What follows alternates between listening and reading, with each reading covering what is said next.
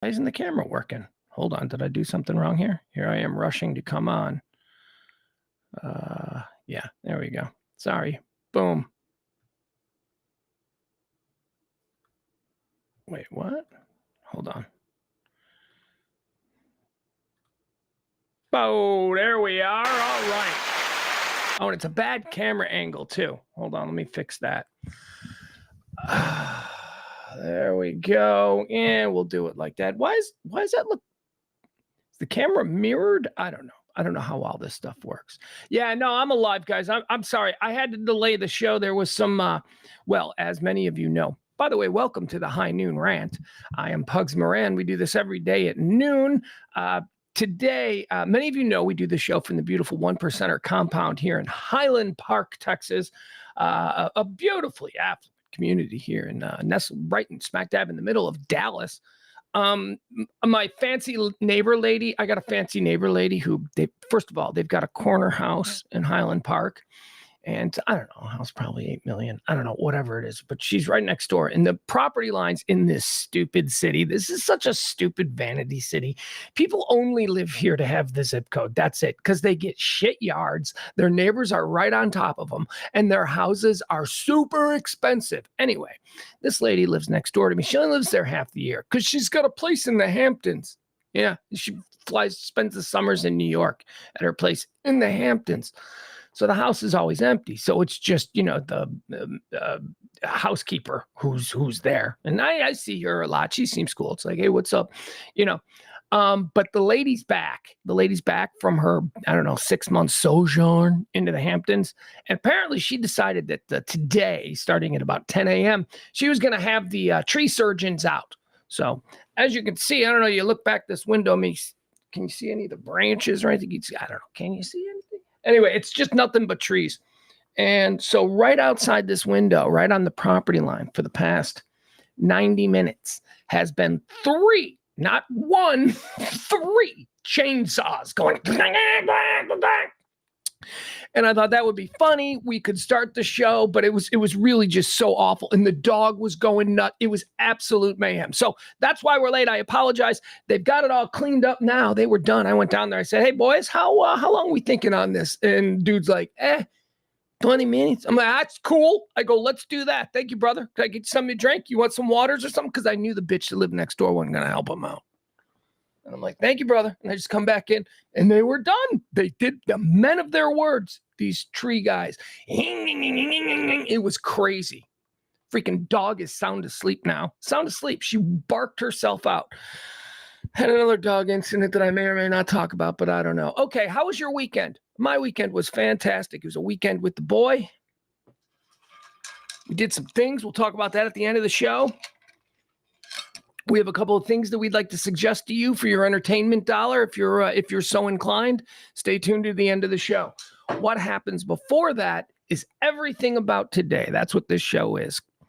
We gather every day here at noon, unless, crazy rich Karen is having her trees castrated or whatever. I don't know what she was doing. Probably good, though, because her trees, she's got big trees, and they're like hanging over my house too. It's like, you better get that out of here. I don't need that thing killing me. Although maybe I do. Maybe I would take like I would let her tree fall on me and crush me. This is a question because she's got money. Because I'm gonna sue her homeowners. I'm gonna be set for life. She's got a lot of money, so I'll get a lot of money. But what am I willing to give up to have a lot of money? Like if I could be like money, no money problems for the rest of my life, can do whatever I want basically every day. I mean, within reason. Like, can't buy a different pro sports team every day. I mean, what would I give up?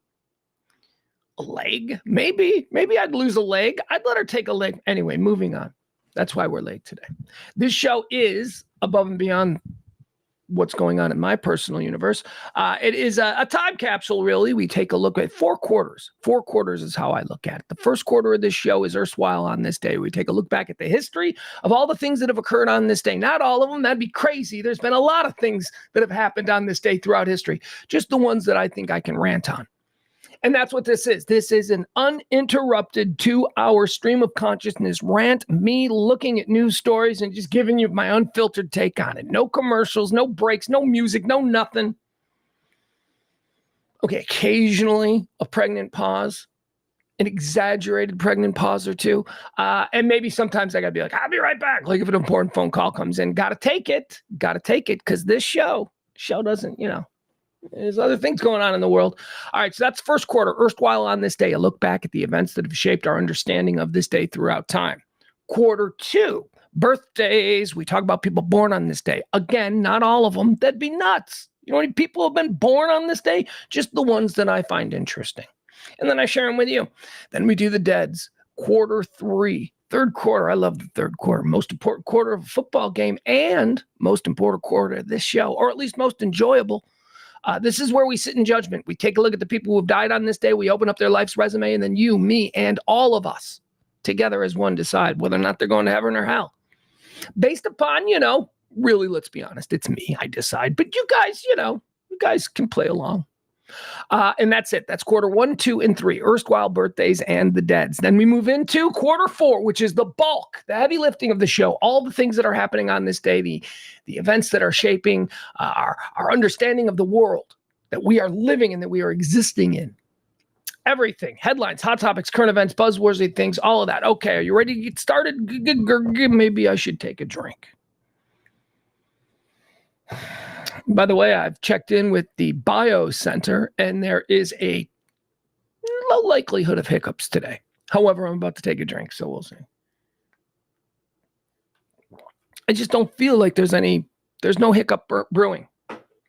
Some days I sit down and I'm like, oh man, we're on a hiccup watch. Not today. I think it's clear skies, clear breathing, I guess is what we'd say. Show runs on your tips. Thank you so much. That's another thing I need to remember. You can support the show. You can drop whatever you want in there into the Venmo, into the PayPal, into the Pugs cat. PayPal. And PayPal's problematic for me. I forget the password. Anyway, Cash App and Venmo would be the great way to support this kind of talk radio. What kind of talk radio is this? Well, it's the kind that doesn't rely on your party affiliation. That's right. Don't give a shit about how you voted. Don't give a shit about where you go to church. Don't give a shit about, well, we do give a shit about a lot of what you think because we talk about everything else. There's a whole bunch of stuff out there that we, the great unwashed, can sit down and have a reasonable conversation about. Hell, we can even have some fun talking about these things without completely ruining Thanksgiving dinner. That's what we should do. That's what I should do. I think I might do a segment, an ongoing segment. Let me work that up. It'll be a bit. We don't do bits. Hey, everybody, that's my sidekick, schizophrenic me. He lives inside my head and tells me everything that I think is right is wrong. We don't do bits. That's right, schizophrenic me. We don't. But we might start. I used to do bits. I was good at bits. I just hated them. They became so. Ugh. All right. So did I give you the first 1, 2, 3, 4 quarters? I told you how this show runs. Thank you so much for all of you who tipped. Big tipper of the day gets to be executive producer tomorrow. We didn't have really a tip of note. I got a $1 tip. It was adorable. I appreciated it. Thank you so much. All right, without further ado, should we get started? By the way, join us tonight, 9 o'clock, for the Radio Misfits stream. It's myself and James Parker. More conversational. This is more topical, more conversational happening on the 9 o'clock stream. Today, I want to get into a subject. I don't know if you're remotely interested in this. I wasn't until I fell into a hole explaining how freaking bonkers it is. And now it's my favorite conspiracy in the world. So tonight on the Radio Misfits, I'm going to be laying on James, my partner. I don't know how familiar he is with it. I don't even know if he's ever heard of it before. I hadn't heard of it until a couple of days ago. And I'm familiar with both parties involved.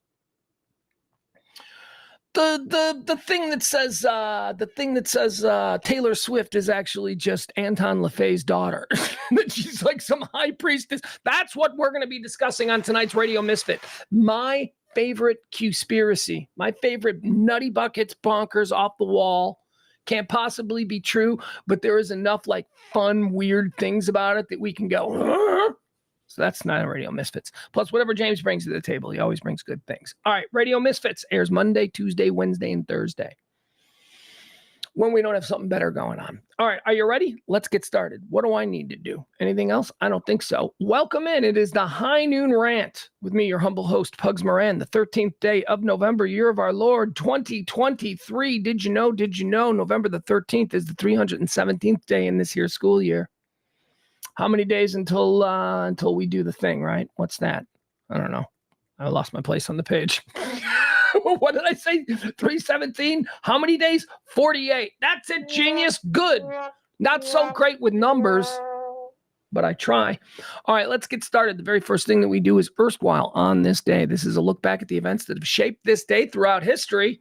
Not all of them, again, just the ones I find interesting. On this day in 1927, the Holland Tunnel opens to traffic for the very first time. It's the first thing that spans the Hudson River, allowing people to move between New Jersey and New York City. I believe this is what those New York snobs call the bridge and tunnel crowd. Yeah, bridge and tunnel. If you're in New York City and you're like in a bar or something, but you came in from Jersey, you're part of the bridge and tunnel crowd, and you're not cool. Moving on.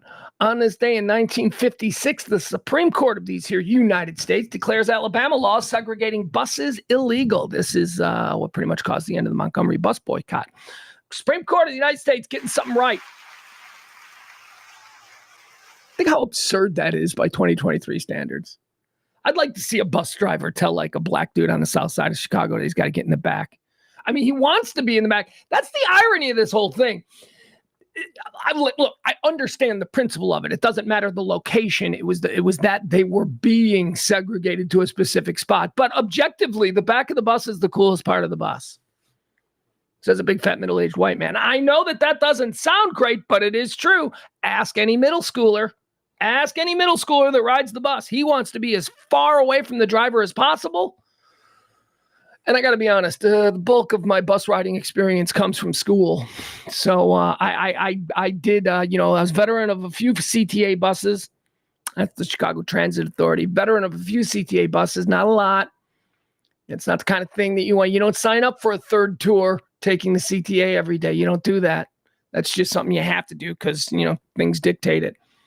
So, but, in my bus experience, let's just leave it at the Supreme Court did a good job. Okay. Good job, Supreme Court. You're right. It was wrong. Again, I will state my position on the Montgomery bus boycott. It is wrong. It's just wrong to tell people that because of the color of their skin, they must be segregated in a certain area of a container. In this instance, that container is a bus. Can't tell them anywhere on the bus. Only black people can sit in the middle 4 rows. See, that would be just as wrong. I'm just saying that the back of the bus is like the coolest place to be. But is that another thing that black people made cool? Oh, my God. I don't know. Now I'm doing bad comedy. Back of the bus. That's not a bad joke. That's not a bad joke. I could work on that. I could work on that joke. That's not a bad joke. Moving on. On this day in 1982, Ray Boom Boom Mancini defeats Dooku Kim in a boxing match held in Las Vegas. Kim died. That's why. Oh, my God. This was a big story. I remember this. I'm like, 12 years old? Boom Boom Mancini. Love that guy. Cool name. Gonna fight Dooku Kim, Korean fighter, who at the time, we just, I remember my grandpa, the Chinaman he killed. That was how my grandpa summed it up because he fought a war in that part of the world. And, just they're all the same thing to him. He's been dead a long time. So you don't have to worry about him making trouble. He's accounted for. Dooku Kim, yeah, he suffered a head injury at the hands of Ray Boom Boom Mancini. Ray Boom Boom Mancini was a big, exciting young middleweight. Middleweight? Was he a middleweight? Does it say? No, it just says a boxing match. I think he was a middleweight. Anyway, maybe a welterweight. I don't know. Whatever. Maybe, yeah. He wasn't a heavyweight. I knew that. It changed Boom Boom Mancini's career. He killed a man in the ring. Accident, certainly not, on purpose. He popped him in the head one too many times and his brain went like a water balloon. Terrible. That event changed a lot of the rules of boxing in the 1980s. A lot of things are a little bit different now. Dooku Kim. He didn't die on this day, by the way. Today was the anniversary of the fight. On this day in 1983, the fight occurred. Dooku Kim died 7 days later in the hospital. On this day, also in 1982, the Vietnam War, the Vietnam Veterans Memorial is dedicated in Washington, D.C. after a march to its site by thousands of Vietnam War veterans. That was in 1982. They were okay. And now if they did, it'd be a lot of walkers, a lot of golf carts. Now it would be a golf cart procession. But back in 1982, that was our dads. Our dads were kicking ass in 82, so they could make that walk. On this day, also in 1982, what were they walking to? How about this? Huh? In this fun on this day in 1982. A radio station in Los Angeles for the very first time played a song that would instantly be picked up by MTV, creating a sensation. The song would go on a 15-week run at number 1. Today's the day. I come from a land down under. Men at Work debuted. That's right. First time over here in America. Men at Work started a 15-week run at number 1 on the album charts with their debut effort, Business as Usual. Man, they were a thing. Men at Work were a phenomena. And then absolutely nothing. Just like, what? And it's weird because they didn't seem like they were a problem. Like I could see a lot of bands back then being a problem, right? Like you tell me like, hey, Dokken blew it. You know, I'd be like, yeah, I could see how they could. But Men at Work, they seemed fairly reasonable. They seemed like talented guys. They were big down under. That's the thing down there. Like, I think there's like, I only think of like Paul Hogan. Who was the other one? Young Einstein. What was that dude's name? In Men at Work as being like Australian anomalies. Like just things that were like big for what? Maybe Elle Macpherson. You could add her in there if you wanted to be. Anyway, Men at Work on this day in 1982. 15-week run at number 1. On this day in 1990, okay, here's a cool one. This is a very cool story. We could maybe stretch out on this and tell a little story here. It was on this day in 1990. Temple of the Dog played their only show. The only real Temple of the Dog. They would reunite in 2016 for a charity benefit, but the Temple of the Dog played their only show on this day in 1990. It took place at Seattle's Off-Ramp. Okay, so this is a cool story. So Temple of the Dog, the world has kind of forgotten about Temple of the Dog, although if you wanted to make a case for it, you can say Temple of the Dog just kind of rebranded. They lost a couple of members, and then here's what Temple of the Dog was. So Andy Wood was the great new hope and voice of rock and roll in the late 1980s. He was discovered. He was a Seattle singer, performer, lyricist, songwriter, fronted a band called Mother Love Bone. Also, he had another band too, but let's just stick with Mother Love Bone. So Mother Love Bone got discovered in LA. The LA record companies looked at this band out of Seattle and went, really? Seattle? And it was, of all people, it was Ann Wilson of Heart. Ann Wilson of Heart. Well, Heart had in the late 80s, mid to late 80s, a big comeback.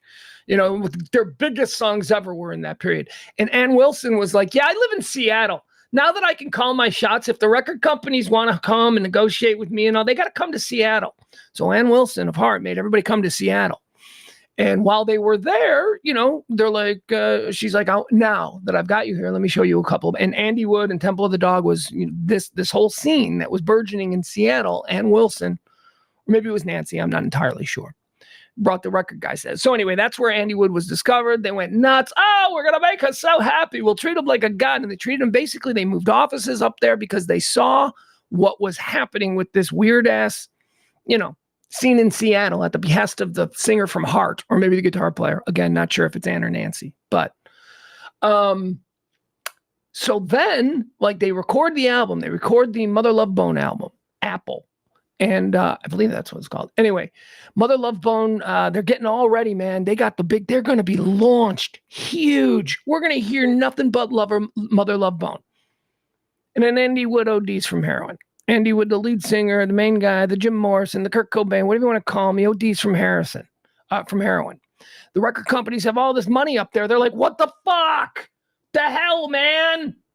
Who else you got? And that's where they discovered Nirvana. That's where Nirvana suddenly flopped onto their screen and they just moved the entire weaponry that was designed to promote and break Mother Love Bone. They moved that right over. Geffen did right over to Nirvana. So anyway, that's the origins of the scene. But at the basis of the Seattle scene of the 1990s was Mother Love Bone, was Andy Wood. And when he died, the members of Mother Love Bone, the remaining members who were now without their singer and their songwriter, they started writing tribute songs to him. Andy Wood's roommate, a guy by the name of Chris Cornell, who was in a struggling band at the time called Soundgarden, wrote a couple of songs. And they decided that they would all get together and they would record these songs. Why not? Because they were all in mourning over the passing of their friend. This was shortly after he died. So they recorded Hunger Strike by Temple of the Dog. They called themselves Temple of the Dog. And this was the tribute band to Andy Wood. Hunger Strike. We all know this song. That is like one of the great bangers of the era. I'm going hungry. Yeah. So it's basically the remnants of Mother Love Bone, which is Jeff Ament, Mike McCready, Stone Gossard, Matt Cameron was the drummer. And after he died, the guys in the band went, we need to find a new lead singer. These are the guys left after Andy Wood commits suicide through heroin. And they're working with Andy Wood's friend from Soundgarden, Chris Cornell. They're working in the studio and they're forming a band while they're working in the studio. They got an idea for a band. They want to call it Mookie Blaylock after the NBA player. And they bring in a guy from Seattle and San Diego. And his name is Eddie Vedder. And Eddie Vedder is just auditioning for this new Mookie Blaylock happenstance at the same time that they're in the studio recording Hunger Strike for Temple of the Dog, the band, the local Seattle band that's really just a tribute to their friend who died. Nothing was expected of it. So here you have basically Pearl Jam, who would become Pearl Jam, who at the time were calling themselves Mookie Blaylock, with this new guy from San Diego who sight unseen, they're like, yeah, we want him. And they're in a studio with the lead singer the lead singer and guitar player. I think Kim Thale was in there too. So you got Soundgarden, you got Mookie Blaylock, who would soon change their name to Pearl Jam. You've got Eddie Vedder auditioning, and they cut that song, Hunger Strike. Now remember, none of these people were famous. They cut Hunger Strike. The record company sort of haphazardly goes, fine, we'll release it. Sells like 50,000 copies. Does absolutely nothing. And if, these things happen over the course of time and when you look back at it in history, you're like, oh yeah, that was a quick year and a half. But no, it wasn't a quick year and a half. There was absolutely nothing. This Hunger Strike was released and on album shelves. Temple of the Dog was on shelves for a year and a half. And what happened in the year and a half? Well, the other guys that were in that recording session, they moved on with their new bands. Mookie Blaylock changed their name to Pearl Jam, and Eddie Vedder was now the lead singer. Eddie Vedder and Pearl Jam had just released 10, and guess what? They were the biggest sons of bitches in the world at this moment. All of a sudden, from unknown guy from San Diego who's just up there auditioning for a band called Mookie Blaylock, who gets invited to sing with Chris Cornell, another unfamous local singer, who's in a band called Soundgarden. They rip off Hunger Strike as two complete unknowns with a band full of dudes in serious mourning. Press it, print it, put it on the store shelves, and it bombs. Mookie Blaylock changes their name to Pearl Jam. Boom, 10 is released. They're huge. Soundgarden, Chris Cornell, right in the wake of that, boom, they explode. So now the record company, a year and a half later, they're like, wait a second. You know that stupid tribute album to that junkie that cost us all that money? I think I got a way to recoup that. So it wasn't until a year and a half, 2 years later, after Pearl Jam had become Pearl Jam and Soundgarden had become Soundgarden, that the record company went back in their vault and then reissued from a year and a half earlier an album that died. And guess what? Number one hit. On this day in 1990, Temple of the Dog, that grouping of an unfamous Chris Cornell and Kim Thale of Soundgarden with an unfamous Stone Gossard, Mike McCready, Jeff Ament, and an unfamous Eddie Vedder played their first and only concert together as Temple of the Dog. That's a pretty cool story. Anyway, moving on. That was on this day in 1990. On this day in 2013, Hawaii legalizes same-sex marriage. Cool. That's sort of a no-brainer for old Hawaii. I mean, that place is just filled with a bunch of old, moneyed gay dudes. And it has been forever. That's like where they go. They're tired of living in the closet in the States, so they go as far away as they can. You know, the guy who did that really famous Pepsi New Generation campaign in the 80s. Well, he retired in like 2000. He was never married. Moved out of his corner office there on Madison Avenue, and he got a place in Hawaii, and he is living like a free and open gay man. So 2013, Hawaii, Your year-round economy is basically built on gay culture. Rich gay, wealthy gay culture. There you go. Let's make sure we mention that. On this day in 2013, also, World Trade Center officially opens. 4 World Trade Centers. So there you go. Take that. Take that, Al-Qaeda. All right, folks, let's move on. Let's do the birthdays. Buona, buona, buona. People saying birthday. All right, birthdays. I don't have the rights to play the Beatles song. I wish I did, but I don't. I think I could get around it. Like if somebody just recorded like a bad, clumsy version of birthday, something like that, I could play that. I could play that as long as it's a cover and it's bad. I don't know why being bad makes it important. I just would like it to be bad. All right, let's move on to birthdays. Let me see here. Okay, let's turn this down just a little bit. There we go. Let's say hi to the chat room. Leslie C in the chat room, making her presence known. Rob Barr is there. Bad motor finger. That's what Rob says. That's it. He's got it. Byron. I'm going hungry. Byron also helps me out with Yahoo Serious. Yeah, he's the other like one hitter out of Australia that was like so big in Australia. They went, "G'day, we should bring him over there." And then like we were like, "Yeah, that's fun for like 2 minutes, but he sucks otherwise." That was Yahoo Serious, young Einstein. Paul Hogan made more of an impression, and Men at Work made more of an impression. But I don't know. I got to think about this. That might be a draft for Twitter. I might do Bad Things Australia Gave Us draft. Hey, that's an idea. It's not a bad idea. All right, let's do birthdays. Starting out. Oh, hold on a second, guys. Hold on. I got to do something. Oh, what in the name of all that's holy is happening here? All right, so manage your Google account. I got to do something. How do I do this? I don't know. Somehow I signed out on a one Google account. I use 2. Add a profile picture. Nah.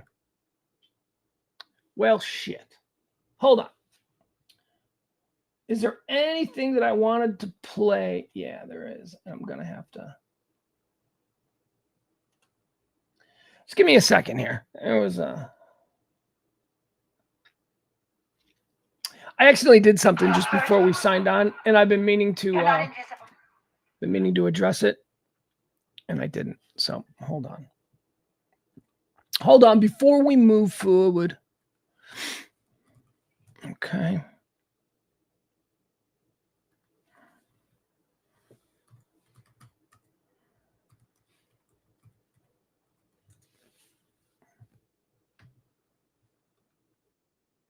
All right, yeah. All right. Well, we'll just have to do it this way. I'm sorry about that, guys. All right. Hold on. We're still not ready to move forward.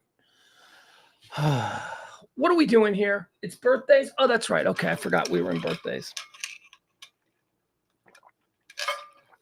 Wanna, you say it's your birthday. Here we go, folks. Let's move forward, shall we? Let's do this. Richard Mulligan, American actor. He's born on this day, 1932. Richard Mulligan is awesome. So Richard Mulligan, I'm trying to think of who they would be. In my life, there are a number of people who have such comedic credibility with me that the moment they enter a scene in a movie or a TV show that I'm watching, I start to giggle because you just know they don't even have to say anything. Just the fact, you know who kind of had that on Saturday Night Live recently? Will Ferrell. Will Ferrell kind of has that. Bill Hader kind of has that. Bill Hader is that guy for me. Even when Bill Hader tries to be serious, I had difficulty with Barry, even though I loved it. But when Bill Hader tries to be serious, it's just I start to crinkle. Anyway, the first of that for me was not Charlie Chaplin. Peter Sellers. Peter Sellers as a kid, it didn't matter what he was doing. I'd know that there's something funny coming. Bill Murray in Saturday Night Live early on, he was like that for me. Another good example would be Chris Guest. If you remember Christopher Guest when he was really crushing it on Letterman, the man under the steps and all of that. Christopher Guest could just seeing him would make me start to chuckle. Well, this guy was like that too. For me at a very formative age. And we're talking about Richard Mulligan. Richard Mulligan, happy birthday. He was Bert. I guess he had a long and storied career before Bert from Soap. But you guys remember Soap? Soap was such an incredible TV show. Bert played Bert Campbell. Soap was a parody. It was created by Susan Harris and Paul Junger-Witt and Tony Thomas. They would go on to do a whole bunch of stuff. Fun fact about Soap, Katherine Hellman, who played Jessica Tate, it was about two sisters. The Campbell sister, Tate's sister. One marries a rich guy. She becomes a rich chick. The other marries a working class guy. She becomes a working class. It's about the way the two families intermingle. Soap. Parody of soap operas. Satire, absurdist, over the top, crazy. Everything from Bigfoot to UFO invasions, all that stuff. Great TV. As a 10-year-old, couldn't get enough of it. Richard Mulligan played Bert. Bert was the working class husband of I can't even think of the woman's name. Oh yeah, what I wanted to say. Stream of consciousness. Sometimes I jump around. Jessica Tate, played by Katherine Hellman, who we'd all know as Mona from Who's the Boss, right? Redheaded, older chick, thought she was sexy. She was supposed to be the bassist and was the bassist for everyone's favorite, The Golden Girls. That's right. That's right. Katherine Hellman was who Susan Harris wrote The Golden Girls. Or Susan Harris wrote Soap. Susan Harris is the one that created Soap. Years later, she would create Golden Girls. And she wondered, like, what would Jessica Tate and, or Jessica Campbell, no, Jessica, what would these two sisters be doing now with dead husbands and all of that? And so the idea was that it changed because the actresses wasn't available. And I imagine Mona wasn't going to walk away from Who's the Boss, but she's still, anyway, that's it. Bert, I want to show you this. This is one of the funny, Bert played Bert Campbell. Bert was insane. He was a working class guy. One of Bert's problems, he had a number of issues. One of Bert's problems was that he believed he could be turned invisible. He thought he could just make himself invisible by going like this. And when he'd be in an awkward family situation, you'd see Bert off in the corner and he'd just move like next to a drape and he'd go. And he legitimately thought he was invisible. He wasn't. Everybody could see him, but everybody played along because why not? Anyway, here's an example. It's his birthday. He was just one of these guys that I thought was so damn naturally funny. He killed me. Happy birthday, Richard Mulligan. He's dead now. Here he is, Bert, thinking he's invisible from Soap. You're not invisible. You cannot make yourself invisible. You have never been invisible. You will never be invisible. Never, never. All right, Mary, that's it. I've had it. I am gone. Well, Mr. and Mrs. Campbell, how nice to see you again. This is a psychiatrist. Well, let's see, Mr. Campbell. The last time you were here, you were having some problems with impotency. Cured. You know what I mean? Oh, wonderful. So then, what brings you here? Well, Mary has something that she wants to talk to you about. Oh, Mrs. Campbell? Well, Bert hasn't been himself lately. In what way isn't he himself, Mrs. Campbell? He thinks he's invisible. He thinks he's invisible. Yes. Darling, show the doctor how you make yourself invisible. Did you do it yet, Bert? Have you made yourself invisible? Mrs. Campbell, how long have you considered your husband invisible? I don't consider him to be invisible. He considers himself to be invisible. See, you don't believe it at all. No. Not just a teeny bit, perhaps. No. Bert. It's all right, Mrs. Campbell. Now, you and I can have a nice, quiet talk. There he goes. But he can't walk through walls. Oh, my God. Yeah, he was on Golden Girls, and then he got a spin-off of that, Empty Nest. Susan Harris loved them. Susan Harris said that she got to cast the TV show Soap. That was her dream cast. It was all the people that she wanted. All the people read the script. All the people that she wanted first read the script and went, yep. And so she got everybody.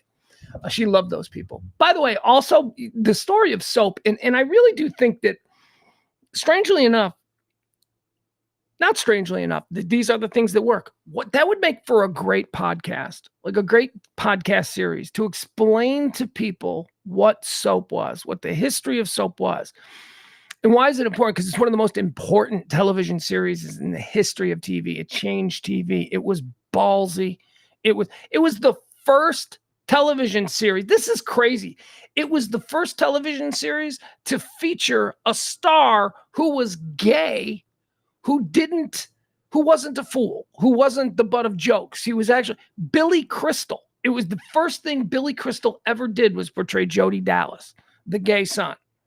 And Billy Crystal was like the coolest, most normal, like, and it was the world's reaction to his homosexuality. That was the joke, not him, because in every contrast, he was the normal one.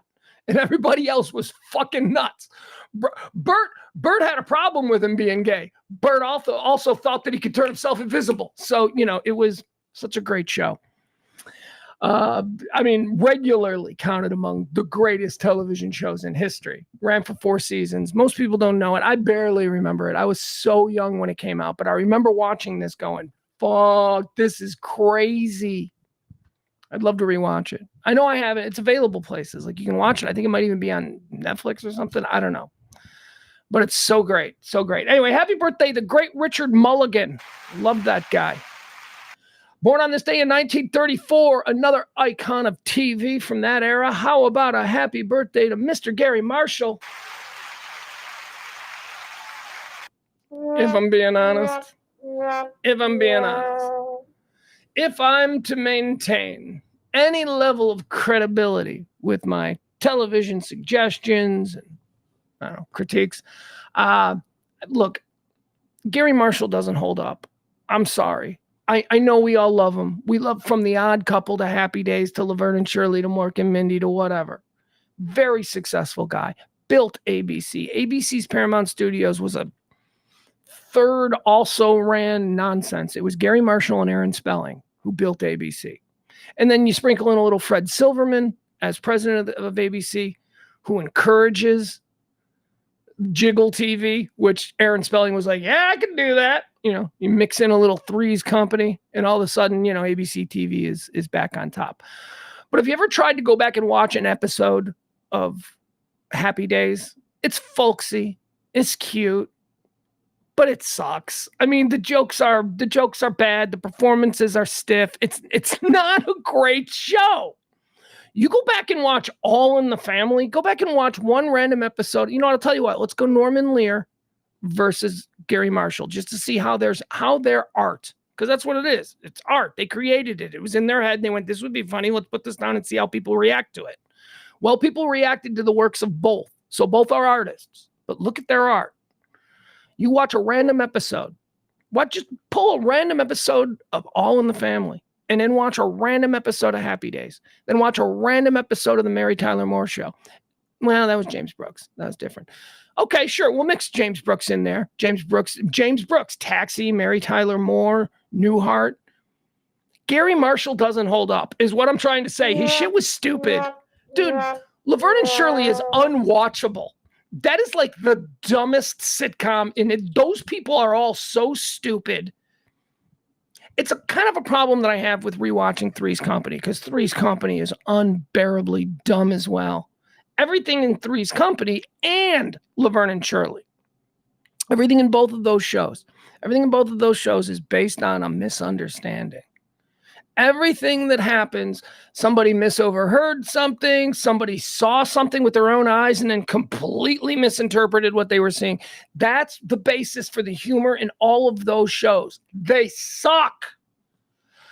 All the shows end with them standing around in the living room going, oh, you meant I mean, that's bad. That's Gary Marshall TV. And I know I'm including Three's Company with that, and that's not Gary Marshall was a little better than Three's Company stuff, but still not great. Anyway, happy birthday, Gary Marshall. You made a lot of money. I enjoyed you. I loved your stuff when I was 8. You know whose stuff I didn't love at 8? If at 8 years old, if you'd have said, hey, you want to watch Happy Days or do you want to watch Maude? I'd have been like, sign me up for Happy Days. But as a grown-up, being able to watch what the stories are about and appreciate, the acting and the plots and all that, I should have gone Maude. And Maude, and I used Maude specifically because Maude's just like an also ran in the Norman Lear catalog. Gary Marshall, anyway. Mork and Mindy. Have you tried to watch Mork and Mindy? It just outside of Robin Williams' manic performance, Mork and Mindy is terrible, stupid. All right, there we go. Moving on. Gary Marshall, you big hack. Born on this day in 1934. Born on this day in 1941. This guy, Dak Rambo. Dak Rambo. I mentioned him because I don't know who he was, but he was a name for like, I don't know, maybe 9 months in 1986, maybe. I don't know.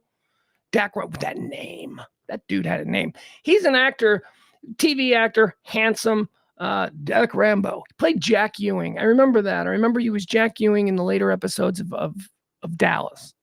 Dak Rambo joins the cast of Dallas. They really tried to make Dak Rambo something.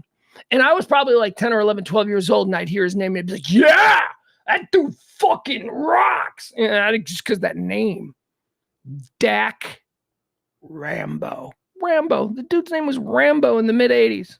Come on. Anyway, he would go on to do nothing.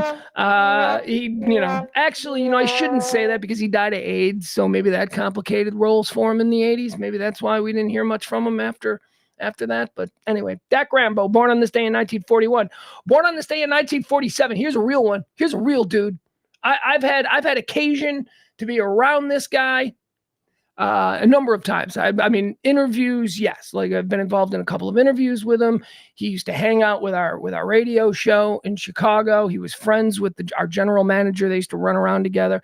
He's a Chicago icon. He's a Chicago legend. It's his city.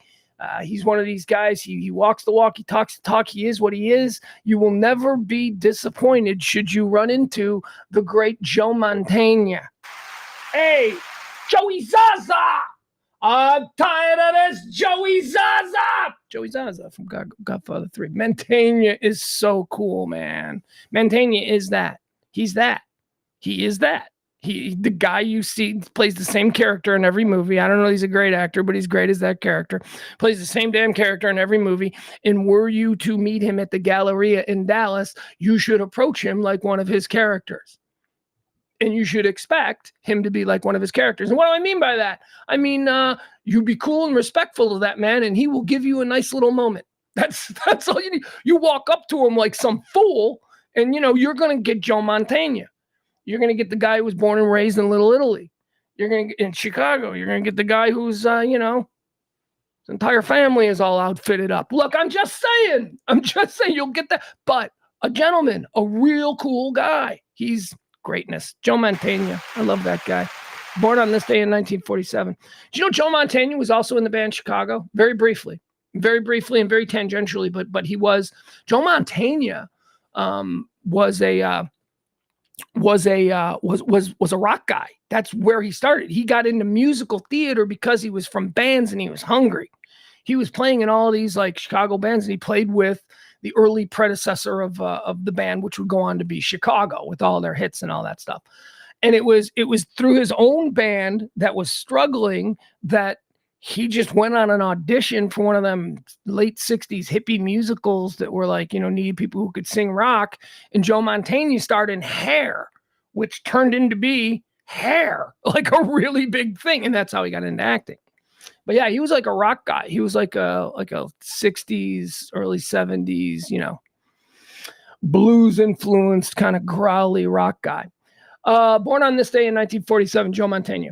Born on this day in 1952, Merrick Garland, this son of a bitch. Born on this day in 1954, Chris Noth, that son of a bitch. Chris Noth, Mr. Big. You blow it! You blow it, Chris Noth! Look, Chris, you're an aging man. Handsome, sure, but probably not as handsome as you were 20, 30 years ago. It's okay. You're not famous. You're an incredibly forgettable actor.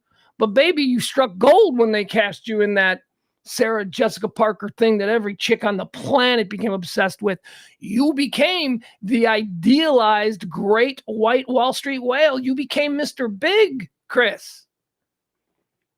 You could probably, if you had just played that vibe, if you had just been that dude, you did it. You blow it, Chris Noth. You got all rapey with it. Oh, You think Mr. Big would have been rapey? I don't think Mr. Big would have been rapey.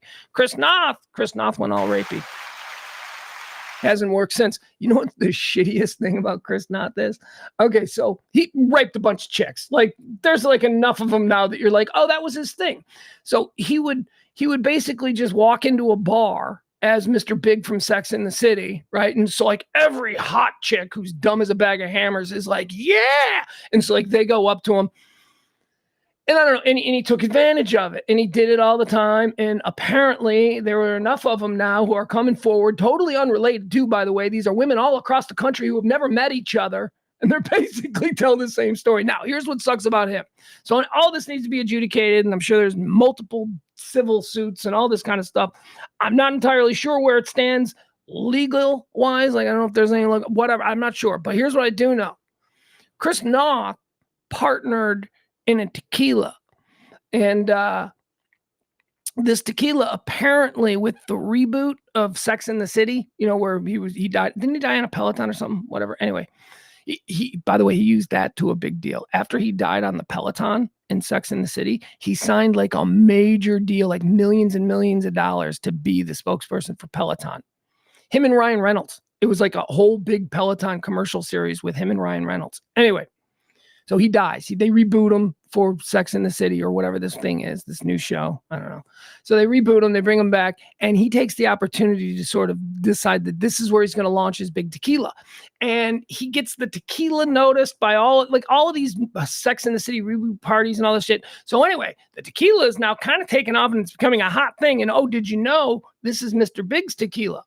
It's not called Mr. Big's. It's, you know, it's regular tequila. It's a good tequila. It's an elite tequila. So a big tequila distributor comes in and says they want to pay him $500 million. $500 million. Mr. Big. He owned 50%. So what is that? So let's be honest. So if he owns 50% of the tequila company, they come in for $250 million. Mr. Big. Mr. Big lives good. Mr. Big drives Mercedeses and he has a nice house. Mr. Big ain't worth $20 million. Okay. Chris Noth ain't, well, actually, Mr. Big, the fictional character, probably is worth that. Chris Noth, the actor, 10, 15 million. I mean, I don't know how well he's been able to monetize it. Law and Order, he did that for a while. Law and Order, probably, I don't know, but he probably lives in. My point is, you blew it. $250 million for the tequila. The minute all these stories about him being all rapey started to break, the tequila company went, nope. Yeah, we're not going to buy now. And he said, you got a contract to buy. You signed this intent to buy. And they went, yeah, that was before you were a rapey guy. And now, and that's how they got out of it. Because it's like, yeah, they can't be expected to be with a rapey guy. Anyway, Chris Noth, happy birthday, dude. Shit ain't going so great for you, eh? Born on this day in 1954. Born on this day in 1955, Whoopi Goldberg. Ugh. Born on this day in 1956. The ugh I gave to Whoopi Goldberg caused me to cough. Born on this day in 1956, Aldo Nova. Who's Aldo Nova? My arm hurts. Why does my arm hurt? Crap. Oh, great. Is this the latest thing? Now my left arm isn't going to work. I'm just going to have to get used to that. Hey, what's wrong? Nothing. Left arm just doesn't work anymore. What's that about? Getting old. Just doesn't work. Doesn't want to. I mean, it works. Just hurts. I got a pain right here. I don't know why it did. All right, moving on. What are we doing here? Can we move on? Chris Noth, Whoopi Goldberg. Oh, yeah. Aldo Nova. It's Aldo Nova's birthday. Lights, Aldo Nova came up with one of, but he's like a one-hit wonder. He had one hit in like 1979, but it's an all-time banger. It's like an all-time great-ass banger. Life is just a fantasy, and you live the fantasy. Winning. That song's a banger. I'd love to play it, but I can't. City light. Ding, ding, ding, ding. Why not? What if I play it on a distant computer? Because now I want to hear Aldo Nova. Aldo Nova, life is just a fantasy. Yeah, here we go. All right, so why is Aldo Nova cool? I'll just let this play in the background and maybe they won't be able to pick it up. Maybe that won't get this thing banned. So Aldo Nova was a dude. He was like in the 50s and in the 60s. He was a musical guy in New Jersey, kind of a legend, never really made it on the big stage. I don't know if you guys can hear that. But he ran a studio, and he was fairly successful with bringing other people around. He had a relationship with Bruce Springsteen. Springsteen kind of dug him. So there was a dude that was drawn to this studio, the studio of one-hit wonder Aldo Nova. That dude's name was John Bon Jovi. John Bon Jovi, a little New Jersey kid, just started sweeping up around Aldo Nova's studio. Hey, Mr. Nova, can I record in Spanish? Like, just basically, so Aldo Nova was the guy who said, hey, kid, why don't you let me... Aldo Nova really is the reason we have Bon Jovi, is my point. And early Bon Jovi sounded a whole lot like Aldo Nova's Fantasy. Which, hold on. Oh, it's a video. It's got like a 10-minute ramp up. Hold on, we'll just go. Here we go.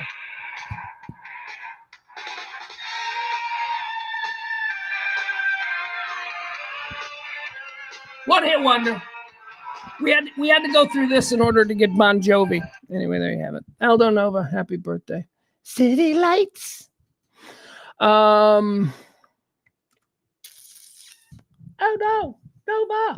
Aldo Nova. What else do we got here? Hold on. Where are we at? Aldo Nova's birthday. Honestly, did he really deserve 5 minutes? Well, yeah, because that song's a banger and nobody knows who he is. All right. Born on this day, 1957, governor of Texas, Greg Abbott. Old Wheels of Steel. Jerk. He's such a jerk. Dude made all his money as a lawyer who stopped people from... He's a lawyer who defended big corporations from people who were hurt by these big corporations. He's a lawyer. He made a whole lot of money defending those people, and then a tree fell on him and paralyzed him, and he sued the people who owned the tree. That's the greatest Greg Abbott story. You want to know who Greg Abbott is? That's who Greg Abbott is, governor of Texas. Get him out of here. I'd vote for who we got. Who we got? Anybody even rattling? Yeah. Could you imagine that Dan Patrick guy with that fucked up Walton Goggins tooth? Imagine he comes in next. Oh boy. It's not gonna be Beto. He's got too much lib stink on him. He's irredeemable at this point. You can't lose that much in the state of Texas and think you can still have an Ann Richards chance. You can't. You just can't. What about Kiki Friedman? There we go. We'll roll his old half-dead bones out and say, let's vote for someone funny. There you go. But we don't do politics on this show. I don't care. Well, obviously Abbott's a Republican. I'm like, this isn't even about him being a Republican. It's about him being a piece of shit. Okay. Again, he made all of his money defending corporations from the little guy trying to get justice, and then when a tree fell on him and paralyzed him, he sued and got his money. Coming and going. That's, hey, look, he's a winner, right? Isn't that how we look at it? He's a winner. Yeah, okay. I'm a middle-aged fat man, and I could beat him in a 40-yard dash, so how much of a winner can he be? All right, let's move on. Jimmy Kimmel's got a birthday. Jimmy Kimmel, a guy who I think is really funny. You can't even talk about him anymore. Apparently, he's super polarizing, and I didn't even know about that, because why is he polar? I don't know what his deal is. Does he hate? Apparently he hates Trump. Okay, so we'll move on. 1969, born on this day, Gerard Butler. Man, this guy. Scottish actor. Gerard Butler, born on this day in 1969. What is Gerard Butler? Isn't he like most famous for starring in movies where the main attraction is watching the White House blow up? Isn't that him? And doesn't he do the Has Fallen series? He's that guy. He's like the guy. Gerard Butler is the guy that you cast when your first 5 choices say no. Like when the first 5 guys say no, and you're like, who we got left? They're like, Gerard Butler. Like, yeah, fine, okay, all right. And so you cast him. Nothing special about him is what I'm trying to say. You know who was kind of in that Gerard Butler class, or was kind of drifting into the Gerard Butler class of actor? But I think may have changed his trajectory for the time being. We'll see how it, reverts back. We'll see where nature goes. But Jeremy Renner was kind of in that way too. Like if you couldn't get this guy or that guy, you're like, what about Renner? Yeah, let's get Renner. But then he got cut in half by a snowplow. So now he's interesting. Gerard Butler should do that. Maybe Gerard Butler can. What could Gerard Butler do? That's interesting. Like everything about Jeremy Renner getting cut in half by a snowplow is interesting. Snowplow, you say? Really? So it was cold. Like there's all kinds of moving parts with that story that you can just really sink your teeth into. Maybe Gerard Butler could fall off a mountain and survive. Something like that. Worked for Hank Williams Jr. He did it. All right, moving on. Let's do the deads. These are the people who have died. These are the people who have died. It's quarter 3 around these parts of our 4-quarter show. People who died on this day. Dead on this day in 1974, Karen Silkwood. Karen Silkwood, played by Meryl Streep in the Mike Nichols award-winning film Silkwood from 79, something like that.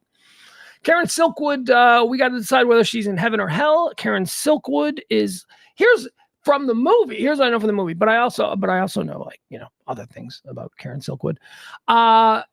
She should absolutely go to heaven. I mean, Karen Silkwood should absolutely go to heaven, and I may have to just put her in heaven because, man, she was killed. Can we be honest? She was murdered. She was murdered by the group that she worked for because Kerr McGee. And okay, I'm not saying that Kerr McGee murdered her. Never mind. I was kidding. That was a joke. Oh, so irresponsible of me. All I'm saying is you can read stuff that might make you think certain things. And I don't know how credible that stuff is. All I'm saying is we're going to put Karen Silkwood in heaven. All right, we'll put her in heaven. Dead on this day in 2004. How about ODB? Old dirty bastard. He's going to hell, but he wants to go to hell. Old dirty bastard. If I put him in heaven from the woo, if I put old dirty bastard in heaven, he'd escape. He would escape to hell. He doesn't want to be up there with those people. What's he going to talk to Karen Silkwood about? If they're going in at the same time, you got to imagine they're probably going to have time to talk. They'll be in the same waiting room because neither of them know what's going on. Karen Silkwood and no dirty bastard in heaven's waiting room trying to figure out what's going on. He don't want to be there. He wants to be down in the other waiting room with this guy because this guy's definitely going to hell. Eddie Guerrero. That's right. The famed wrestler, one of the great heels of the early 2000s, right? Yeah, around the 2000s. He died. He was a heel, but he was also very popular, or maybe it just seems like he was more popular than he was because he died so sadly and young. Eddie Guerrero, but he's a party boy, and we're going to give look. He won again. I think we've done the right moves here. We have put Karen Silkwood in heaven, away from all of the nonsense, and we have put both old dirty bastard and wrestler Eddie Guerrero in hell. They're going to be fine. That's it.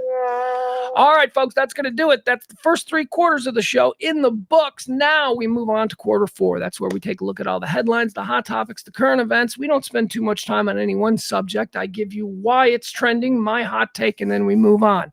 I'd also like to encourage you, drop a little something if you would. Ain't nobody done it yet. That's okay. Hadn't heard that noise in quite some time. So if you're so inclined and want to support this kind of talk radio, drop a little something. Thank you so much. All right, moving on. Let's see the big story. Top 1. How about this one? Israel. Israel's always going to be the top story, at least for the next couple of weeks. So there's, look, it's the same old top stories. Bombings. You want in-depth, hour-by-hour updates on what's happening there. Plenty of places you can go. Not here. I'm getting tired of it, man. I'm getting tired of it. I know. Look at him. Look at him. Comfortable in his chair. He's getting tired of it. Jeez, imagine what those babies in Gaza. I'm getting tired. I'm getting tired of CNN, which is my default for this kind of thing, because world events, world stories, CNN, they just have more reporters around the world. They're just more established. That's it. The politics ruins cable news. But when there are world events that are not directly aligned with the politics, the news gathering capabilities of CNN Worldwide are unparalleled. So that's why I keep for my Israeli news coverage on CNN. God damn it, CNN. You got to stop with the pictures. I don't give a shit if you say, we're about to show you some disturbing images. You're saying that way too much, CNN. You're saying it way too much. Those pictures, you know what? You want to show pictures? You say, look, we'll do the picture show where all you ghouls or people that want to see dead babies in incubators, all of you fucking weirdos, you can gather here at midnight and you can watch it. I'm just tired of 10 o'clock in the morning looking up at the TV and then seeing the kind of shit that CNN's putting up there. CNN doesn't care.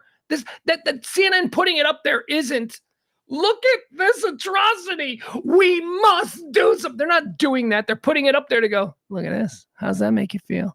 How's that? Hey, you sitting on your couch in Nebraska. Look at it. Want to see a dead baby? How's that make you feel? Hold on. We're going to show you more. You like cruises? Carnival cruise. We're going to try and sell you a carnival cruise. And then we'll show you dead babies. And when we come back, yeah, you're going to. What kind of a fucked up target audience are you going after here? They got to stop it. I'm tired of it. All day long, all this morning, CNN is just hammering home a bunch of dead babies in an incubator. I don't know if they're dead. I don't even know if they're dead. They don't look good. They don't look well. Also, the Jerusalem Post and the Washington Post are both reporting a story that says that some of the Hamas soldiers who were captured had detailed notebooks on them describing the full plan for the October 7th invasion. The full plan was they were going to wreak havoc across the whole of Israel, joining up with their allies in the West Bank, at which point, all hell would break loose because Jerusalem would be surrounded, Tel Aviv would be surrounded, all of that. Well, that didn't happen because they didn't get much further than, about 25 miles inland of the Gaza Strip. So they didn't get nearly as far as they thought they were going to go. They wreaked havoc. All of these terrible things that we are seeing that occurred outside of Gaza on October the 7th, these all happened to kibbutzes that are relatively close. So they didn't get far. Their incursion did not work. But these soldiers who were captured, they apparently have these notebooks that talk about the great plans. Now, why is this being, do I believe it? I don't know. These are the kinds of things we have to be skeptical about. Do we believe? They're very detailed about raping and murdering children and all of that thing. These notes that were found on these Hamas soldiers apparently come from higher ups, and the notes talk about how you're specifically to rape this child in this way. And the Jerusalem Post and the Washington Post ran with it, and the IDF is backing up the story and saying that, yes, we found these very detailed, very grotesque, very awful. I find that hard to believe. I find it hard to believe that they wrote specifically down, and that if she is 12 with red hair, you will sodomize her in the town square. That's what they're saying. They're saying the level of detail about how these Hamas soldiers were to rape and brutalize children and old people. Now, do I believe that children and old people were raped and brutalized? Absolutely. Do I believe that they had notes? They're like, okay, we're here. All right. Let's see. What is this, like a terrorism scavenger hunt? I need a red-haired girl about 13. Somebody bring her to... That's stupid. So why would they put it out there? Well, because here's the first thing. Here's my first thought why Israel put this out there. If it's not true, and I'm just going with, I don't think that's true. I believe they did all those things. I don't believe they wrote it down and were following step-by-step instructions. I believe they were just fucking lunatics who are monsters, and this is the kind of shit that happens. But the Israeli government wants everybody to know how bad it could have been, because right now the Israeli government is being hammered. Netanyahu is getting hammered simply because October the 7th occurred. That it occurred at all, that the Israeli defenses were caught sleeping to such a degree that this had to happen. That's what they're mad at Netanyahu about. So Netanyahu's party, they're putting this out now, and it's in the joke. Look, they wanted to go all the way to the West Bank, but we stopped them. So, see? So that's why it benefits them to have this out there. It also benefits them to talk about, and if they had made it, here were their plans. We know that terrible things happen. We know that Hamas is a bunch of degenerate, murderous thugs supposedly acting on behalf of a group of people, an ethnic class of people who I think any reasonable human being can have compassion for. I do make that difference. I do separate the people of Palestine from Hamas, although, and these are complicated, although these people from Palestine voted for a terror organization to be their governmental body. So compassion is still there. However, it's like, it's a shame when that happens. That's kind of the level that you have to have right now. The rest of the world, though, and this is really interesting because we reported this on Friday, the big news about Blinken saying, calm it down. Remember, Blinken said, Secretary of State Blinken, on Friday, it was big breaking news that for the first time in the United States of America, the administration's position is Israel can dial it back now. That became our position. We've been staying out of it. Remember, I used the metaphor of the parking lot fight in the club? America been staying back. Come on, leave them alone. Let them fight. Let these guys fight. And now suddenly America drops its hands and goes, wait. Okay. Pull them off them. Stop right now. Not stop, not ceasefire. Those words weren't used. A little bit more nuanced than that.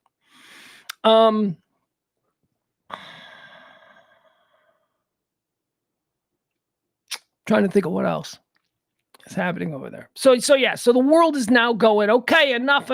Like, that scene we see in a movie where a dude is kicking someone's ass and they're on the ground and the dude's on top of him and he's just, bam, he hits him and we all cringe watching it. And then bam, he hits him again and we all cringe. We're like, oh, and then bam, he hits him again. And then someone in the back yells, stop it, he's had enough. And then bam, he hits him again and we all cringe. That's kind of what the world is watching right now with what Israel is doing to the people left in Gaza, to the people that are left there, to the people that can't get out of because of the Israeli policy of only having the doors open 4 hours a day. It's a mess. All right, moving on. There we have it. Big doings over there in Israel. How long can it go on? Here's big breaking news for all you enthusiasts of the dumpster fire that is the Ronna McDaniel-led GOP. Say goodbye to Tim Scott, ladies and gentlemen. Tim Scott, he's had it. He's raised more than enough money for his war fund, and he figures he's got the next couple of years, at least till the next election cycle. He's got enough money to live large. Congratulations, Tim Scott. He raised all the money from stupid people who thought he had a chance, and now he's cashing out. Tim Scott is no longer running for president. And funny enough, he made the announcement on TV yesterday. Nobody knew that he was going to do this. And moments before he went on TV, his fundraising team sent out an email blast saying, watch Tim Scott on so-and-so and donate now to his campaign. So it's like, so there was conceivably somebody went, I really like the cut of this Tim Scott. I'm going to give him $20. I'm going to watch him on This Week with David Brinkley or whatever the fuck he was on. I don't know. I'm going to give him this $20 and I'm glad. Thank you for reminding me. I want to watch him. And then that guy tuned in and he went, I ain't running for president. But my $20, I just gave him $20. Yeah, no, that $20, that's going to be a tip. That'll be, he'll use your 20 as a tip. Oh, he's a politician. You don't tip. He'll use that 20, I don't know, on a prostitute, maybe something like that. So, congratulations. You were part of the process. How about this one? All right. Tim Scott just ran the old running for president hustle. How about this guy, Eric? Wait a second. This can't be the first one. I didn't do this one first. No, I didn't. Oh, these are out of order. Okay, whatever. All right, let's do this one first. How about New York City Mayor Eric Adams? Hey, how embarrassing. Idiot. So Eric Adams is the mayor of New York City. Eric Adams was walking down the street coming from a meeting yesterday with his detail. And yeah, mayors of big cities like that, they have Secret Service details. They do. Mayor of Chicago has a motorcade. Anyway, he's walking down the street and he's run up on by a number of FBI agents. Mayor of New York. He's like on Fifth Avenue. Right? He's in his city. He's the mayor. Gets run up on by Secret Service or not FBI agents, and the FBI agents pull out their badges and they tell the Secret Service or whatever detail it is that protects the mayor of New York, they tell them to stand down, and then they go into the mayor's private limousine, which is just an SUV. When was the last time you saw a limousine? We don't have those anymore, right? It's just all SUVs. And when they go back into the back of his limousine or his SUV, and the mayor of New York City was forced to give up his phones and all this stuff. Okay, so what's going on here? Okay, so here's what's going on. So last week, somebody who used to be an advisor, and I don't know, used to be an advisor, like, I don't know, like, were they an advisor right up until their house got raided by the FBI? Or were they like, they hadn't been an advisor in months, like they realized something was shady with this person, so they cut ties? Or was this... At the time of this person's home being raided by the FBI last week, was this person affiliated with Mayor Eric Adams? I don't know. This person she is being referred to as a former, so whatever. Might just be a friendly reporter with a New York paper trying to give the mayor a little something in exchange for maybe access down the road on a big scoop. Anyway, can't believe anything. Everybody's transactional. All right, so she's being investigated for some deal with Turkey. A bunch of rich dudes in Turkey apparently said, "Hey, we want Turkey to be cooler in New York," and she said, "Give me $50 million. It's not that much. It's like I don't know what it is. And so Turkey gave her money for whatever. I don't know. Again, you can click a link and read a fully detailed story. Just telling you what I understand it to be. She took a bribe from Turkish people. That's it. Let's simplify it. She took a bribe from Turkish people, and they raided her stuff last week, and then a week later, they raided Eric Adams, the mayor of New York City. So that's where we are. Is he involved? I don't know. Maybe, maybe not. He seems to be cooperating. All right, now let's move on to the other Eric, the other mayor, Eric. We got Eric Johnson here in Dallas. He's trending for something. What is Eric Johnson trending for? Eric Johnson, the mayor of Dallas, was the guy who ran for mayor of Dallas. Wasn't he a Democrat, and then he switched parties because, you know, the real look, the A team of Texas politics. You got to be, look, this ain't Lyndon Baines Johnson's Texas anymore, right? You got to be a Republican.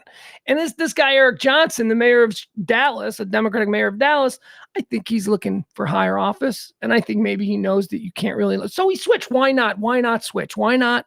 He jumps over. Somebody got in his ear. Somebody said it was me. Look, don't for a minute think that this Eric Johnson, mayor of Dallas, switched parties because he actually believes in the platform of the GOP. No, he's an opportunist. He's a politician. Okay, so anyway, he just saw a better opportunity for himself. That's all this is. Oh, here's what he's doing. Yeah, this is what he's doing. Okay. He's going to France for 2 weeks, the mayor of Dallas. All expense paid trip. Mayor of Dallas taking his friends, going to Dallas. He's going to France. They're going to tour France. Okay, so is he not going to run for mayor? One of his big initiatives is he wants to be better friends with France. I would too, because that would entail a lot of trips to Paris, one imagines. He's going over, and we're paying for it. He's going to France. He wants to be better friends with France. He thinks that, you know, there's a lot that Paris and France can do in Dallas, in the 214. So he's going over there. What is the actual excuse? It says, Dallas mayor visits France to strengthen business and tourism ties. You know what? There are a lot of like West Africans in Dallas. He should go to West Africa to strengthen ties. That's what he should do. I'm not bummed. Is Dallas lousy with Frenchmen? Are we just, because maybe there are actual cultures of people that occupy places in Dallas, you know, in places, significant places in the Dallas economy. Richardson, and well, that's not Dallas. But yeah, is it West African or East African? I don't know, whatever it is. It's like a bunch. Do you remember when the Ebola hit? It was like that.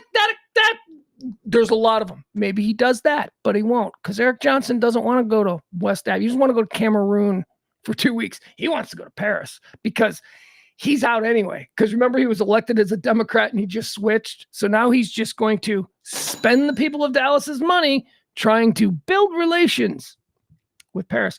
The mayor of Dallas is going on a week-long trip to France. Oh, I hope it's fun. He says, it is clear that both Dallas and France have much to gain by bolstering our relationship in the years ahead, and I'm excited to continue to build on connections that date back centuries. Fuck you say centuries? What? Dallas and his trip will include stops in Paris and Dijon. Dijon is one of Paris's sister cities, and Dallas has had a relationship with Dijon for more than 60 years. Well, that's certainly reason enough for the citizens of Dallas to be sending our mayor on a all-expense-paid trip to fabulous Paris, France. That's so silly. First of all, they want to do business with Dallas. They come here. You don't have to go there to drum up business with the French. China? I can understand China. I can totally understand China. I could totally understand. The French? Come on, dude. You just want to go to Paris. That's all this is about. He chose the French. Yeah, well. He didn't chose Cambodia, which is where, they make a whole lot of shit. No, he chose France. He wants to get better croissants. He's very concerned about the La Mademoiselle on the corner of Mockingbird and SMU right there. He wants, what he wants to do? He wants to go over there and he wants to bring more au bon pains to Dallas malls. He thinks that every mall needs to have an expensive croissant sandwich. So he would like to see au bon pains. You guys ever been to an au bon pains? Ugh. Oh my God, they're the worst. I worked in a building that's the fast food restaurant that they have. It's not even fast food. It's like, ugh. Do they even have them? What? Now I got to know. What is that stupid? Nah, we're going to move on. I'm getting a spotty eye thing, and it's because of this light, the stupid light. I got it angled differently, and it's causing me to not be able to see or read much. All right. Let's go. Let's move on. What else do we have here? Rolling. Well, we're almost done. We started late, but we also had kind of a shorter show. All right. We did the mayors. We did Eric Johnson. We did Moody's. Moody's has downgraded our credit. Apparently, we missed a payment, or this is in fear that they don't have the government shutdown situation handled. I don't know. Anyway, if that means anything to you, Moody's has moved our credit rating to negative from stable. Secret Service. Here's an interesting story. Secret Service opened fire on the streets of Washington last night, and it's the service detail assigned to Ashley Biden, the granddaughter of Joe Biden. Apparently last night, outside her Washington town home in a very fancy area, 3 dudes tried to break into a Secret Service vehicle. That's what happened. It was I don't know if it was a Secret Service vehicle. It's being described as a government vehicle. So I'm guessing a Secret Service car. There was nobody in it. They were breaking into it. One of the Secret Service guys woke up, because I just assume they're sleeping. Huh? What?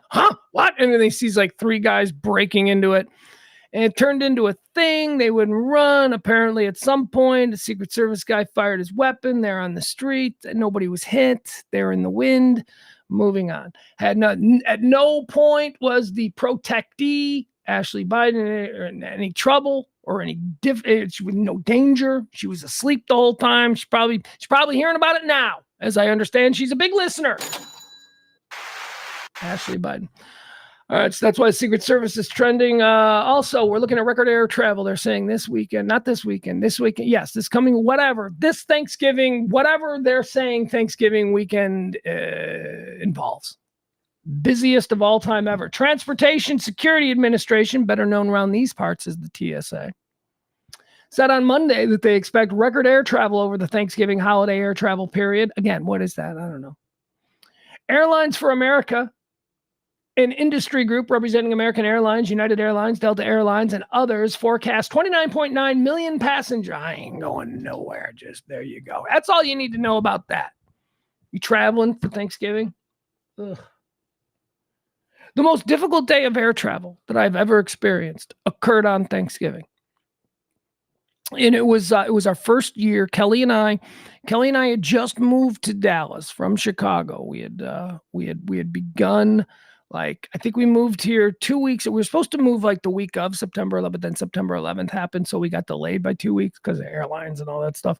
So we moved here in like early October, and then I remember one of the first things that I remember being here for was my first Halloween here. Crazy! Oh my God, we went nuts. The men's club. We were at the men's club all night. Well, we moved the party elsewhere, but man, that was crazy. And then I remember Thanksgiving came, and we were still living in like company financed housing. We were living in hotels. They put us in we were living in a Hampton Inn, which I was fine with. I freaking loved it. I'm like, can we put this in the contract where like this is just where I live? Like every day I live in a Hampton, continental breakfast. Every morning, go down there, they got eggs. Anyway, I was fine with it. And we lived there for a while. Because neither Kelly or I went and looked for a new place to live. They were like, you got 2 more weeks. And we're like, yeah, we'll get on it. And 2 weeks would come. Because we knew they weren't going to kick us out. Well, they eventually did kick us out. And we moved to a new place. Anyway, we still weren't. It was Thanksgiving now of the first. We'd only been there like 3-4 weeks or something like that. So when Thanksgiving comes in, we're not ready. We don't know anybody. So we're going to fly home. Kelly's kids were still, in the Chicago area. Her family hadn't moved down here yet because she was living in a Hampton Inn. And my stuff was still, I didn't have any stuff. My family was in Chicago. So anyway, we decided on Thanksgiving we would fly back, and oh my God, it was like 2 connecting flights and then a puddle jumper. Somehow we ended up in Columbus, Ohio, from Dallas, trying to get to Chicago on Thanksgiving. And we ended up in like one of those little propeller planes that seat like 10 people. And you're like, oh, Jesus, it was awful. We took a propeller, but we ended up landing in Midway. We flew in a propeller plane from Columbus, Ohio. Oh, it was awful. It was the worst. And this is where, before getting on the propeller plane, you know what? Look, you judge me if you want, but I was a man of my time, and we were poisoned and programmed with a whole lot of awful things. So we're sitting there waiting to get on. It's me and Kelly, and it's like our other Thanksgiving Day losers who are flying on this puddle jumper from Columbus. So I don't know where they've connected from. Kelly and I are connecting from Dallas. We don't know where they're from. But there's a dude sitting across from me, and he's reading the newspaper. And I don't know what he is. I'll say this. My grandpa wouldn't have described him as a white guy. My grandpa would have said, I don't know what he was. Maybe he was Greek. Could have been Greek. Could have been a Greek guy. Maybe Italian. Maybe Sicilian. Probably Sicilian, Southern Italian. I don't know. Mexican, maybe? I don't know. This was like 2001, like 3 weeks after September 11th. So I went with Arab. So I just went, that's an Arab. Now, I wouldn't have had a problem with it if there wasn't just one glaring, like, I wasn't one of these people in the weeks after September 11th that thought anybody that was an Arab was a bad guy. I wasn't one of those people. I promise you I wasn't. So it wasn't that. It wasn't necessarily. It was the fact that he was Arab in conjunction with something else that I noticed to be rather odd about him sitting there. He was holding a newspaper. He was reading the newspaper. A newspaper that I determined to be upside down. I thought he was sitting there like this. And I saw the news, and I'm like, so I lean over to Kelly and I go, all right, I don't want to freak you out here or anything, but you see that dude right there? I'm like, he's pretending to read the newspaper. And she goes, what do you mean he's pretending to read the newspaper? I go, he's pretending to read the newspaper. I go, it's upside down, look. And we're looking at him with the folded over pages that are upside down. And Kelly turns to me and goes, you're an idiot. That's the fold in the newspaper. The part that he's reading isn't upside down. And I'm like, oh yeah. And then I shut up and I took a Valium and I white knuckled it on a little, but that was it. That was Thanksgiving Day. I don't ever want to fly on Thanksgiving Day. It was awful. How about this? DC prostitution. Ooh, there's a big DC prostitution story going on. Apparently, let's see. We'll give you a story. This is a fun one.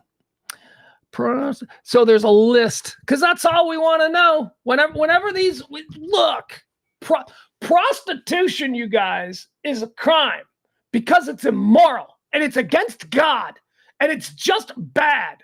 But wait, so this is all based on gods? I thought we had a separation of like God, moral crimes, and all that stuff. I thought that we would just, have laws that were based on justice. We could adjudicate it. No! Prostitution is illegal. It's wrong. Okay. All these women are brutalized and all these women in the horrible conditions, and you want to make that legal? Yeah, because I'm pretty sure that all that shit you just described is because it's illegal. It's because it's illegal that all these horrible things happen, because they have to operate in the shadows.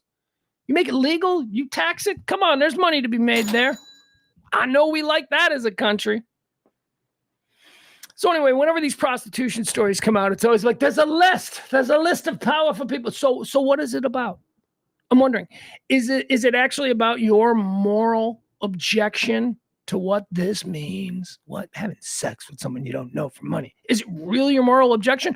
Or is it just your endless thirst to destroy human beings? Because that's all these list things are about. We don't have any power. We want to see the names so that we can have a negative opinion of somebody who probably thought they were better than us. That's what it's about. It's petty. It's petty and it's ego driven. Give me the list. Now, this is not anything like the Epstein list. That's a different kind of list. That's a whole different thing. We need to know who those monsters are. But a prostitute, like a prostitution ring gets busted in Washington, D.C., and all we care about, not the safety of the poor women who were being objectified and exploited. No, not one word has been mentioned about that. It's what rich guys were cheating on their wives that we can make fun of on the Tucker Carlson podcast, right? That's all this is. It's fucking bullshit. Bunch of loser dudes who don't have time to have a normal relationship, who still want to get off. A woman who's like, honestly, spreading my legs is not that big of a deal. It's just an act. And most of these guys are nice. They're accomplished. They're just weird. And, I don't want to be in a relationship with them, but sex is okay. What is the problem if two consenting adults,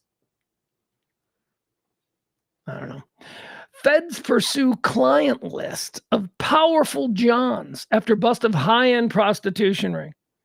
And by the way, this is you ain't gonna find my name on any lists. I've never done prostitute stuff.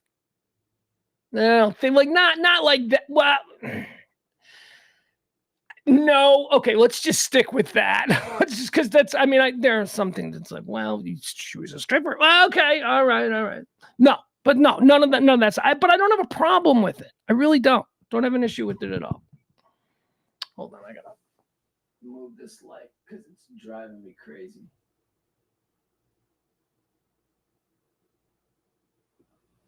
Yeah. Oh my God. 100 times better. Sorry, guys. I had a crazy light that was right in my eyes and it was making me get spots.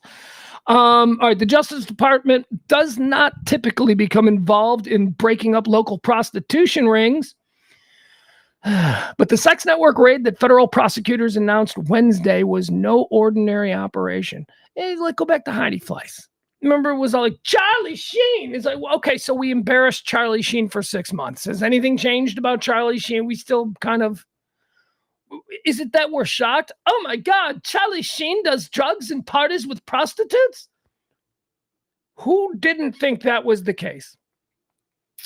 The sex workers who catered to their well-to-do, powerful, and influential professionals of Washington, D.C. and Boston, who now face public exposure and criminal sentences. Prosecutors announced the arrests of 3 people who operated the prostitution ring out of a luxury apartments just outside Boston and in McLean, Virginia, suburb of Washington. And one of, let me tell you something. I got like this giant, beautiful house on this property. I'm living back here in the guest house doing these shows. I keep telling we should run gals. We should turn that into a high-end prostitution.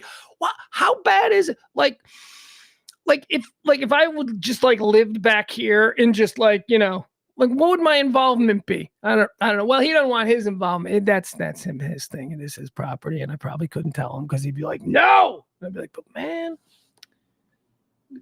Highland Park. Nobody would think that that's a high-end brothel, or they'd immediately think it's a high-end brothel. That could be it. I imagine if cars start coming and going and, I don't know, whatever. But that's what they do. They set up, that's the McLean, Virginia, which is where this Washington, D.C. was. It was in like some mansion, some beautiful like mansion, and dudes would pull up and they'd go in. And anyway, there you go. So more on this is coming, ... Anytime you can embarrass a dude who wears a suit for a living and at the same time stand in moral judgment of others, this is terrible prostitution. But look we got Congressman from the Alabama 3rd, Rodney Davis, ensnarled. All right, whatever, move on. Poor Rodney couldn't get laid any other way. Although he's a congressman, he totally could get laid. But that's the thing. See, there's a lot of guys that are too busy to get laid. Getting laid is work. Getting laid it really is. Because I'm talking about legitimate laid. Like if you just like set out, all right, I'm going to go to a bar tonight, I'm going to try and get laid. You go out and you really lay down, it's work, man. It's conversations you don't want to be having. It's, these dudes, these power brokers, they don't have time for that, but they do get horny. And they also want a hot chick. So how do you cut out all of that nonsense where you have to woo a hot chick? Yeah, I get it what they're doing. Although that's like in my fantasy world, like all prostitutes are like the high-end escort ones. And that's what these ones are. These are not the Harry Hines ones that you see walking down the street. Those are crack whores. That's a whole nother thing. That's awful. That stuff is awful. If you had legalized prostitution and you had a higher grade of woman that wasn't as morally uptight about the idea of selling her body for sex and they entered the workplace, you would see it. Look at porn. You ever just go on like a porn website and go, I wonder how many girls are doing porn. And you click on porn stars and there's like thousands and thousands of them. And they're almost all attractive. They're almost all...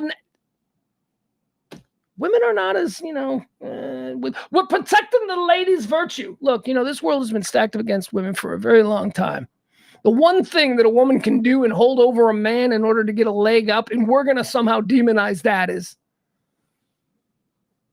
I'll tell you, if it was, it would be legal if guys could sell their dicks. If guys could and that's true, man. It would have been legal for 1,000 years. It would be, instead of the world's oldest profession, it would be the world's most respected profession if it was something that men did. They'd be like holy men. Well, he's a Dixman. He comes from a long line of Dixmen. Oh, so wonderful. But that doesn't work because women aren't as spontaneously sexual.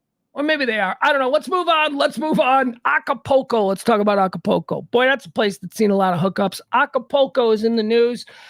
Because the entire world has kind of forgotten about Acapulco. Acapulco got whacked across the jaw 2 weeks ago by a come out of nowhere hurricane. Nobody saw it coming. It was just a tropical storm, and then it went from tropical storm to like Category 4. Made landfall, direct wallop of Acapulco, jacked this place up. That unfortunately happened at the same time. There was all kinds of problems in America with, they rely on America. Like Acapulco, it would have to be in America. It'd be like, everybody raising money in America and everybody, we're doing it for Acapulco. That whole thing. None of that's going on. We did it for Hawaii. We do it all the time for everybody.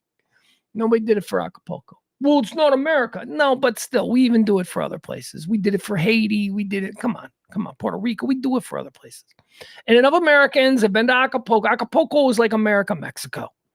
You know what I mean? Like Acapulco, Cancun is America, Mexico. It's, but man, Acapulco is messed up. And they are going to be economically devastated. $30 billion in damages just to beachfront hotels alone. Okay. $30 billion in damages. This coming over the next couple of weeks after Thanksgiving, before Christmas, and then moving forward is where they make their money. That's their tourist season. When it gets cold in the upper 48, or, when it's cold in America, they come down to Mexico and people go on weekend. They can't do it this year. Acapulco can't open. Acapulco can't house anybody. Acapulco has no plumbing. They have no water. They have feces in the streets. No fun in Acapulco. Smashed buildings, overturned boats, and broken lives in the wake of surprise Hurricane Otis.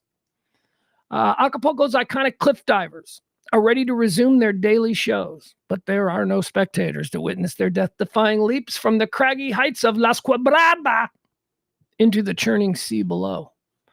We live off tourism, they say, and there is none of it now. Likewise, Tomas Mayo, a familiar figure in a cowboy hat and boots who has strummed his guitar for decades along Acapulco's beaches, has no audience for his serenades. The beaches are empty, and they don't appear to be open anytime soon. Others face more profound troubles. Relatives of 4 crew members of the sunken yacht Litos still hold out hope that their missing loved ones survived. We want the Navy and the government to keep doing everything they can. See, here's the problem. There is no pressure on the Mexican government to do anything. You know, you would think that the Mexican government would have rallied and been like, we got to save these people. But the only time they seem to do that shit is when the United States goes, hey, Mexico, maybe do something about Acapulco. And the only way the American government is going to do that is if suddenly you got like, you know, this Tuesday on NBC, a concert for Acapulco. Like, that's the only way that anybody in America does any pressure on it. So basically, Mexico's like, man, that looks expensive down there. We should fix that. And then they just went on to do it. And nobody's doing anything. It's just sitting there. We want the Navy. We want the government involved. We want them to continue doing absolutely everything that they can. This is according to Ulysses Diaz Salgado, who was a captain on one of the ships that have gone missing. This is the grim reality of Acapulco just over 2 weeks after Hurricane Otis. Packing Category 5 winds of more than 165 miles an hour ripped through a fabled Pacific resort and wrought unprecedented devastation, leaving at least 48 known dead with over 50 still missing.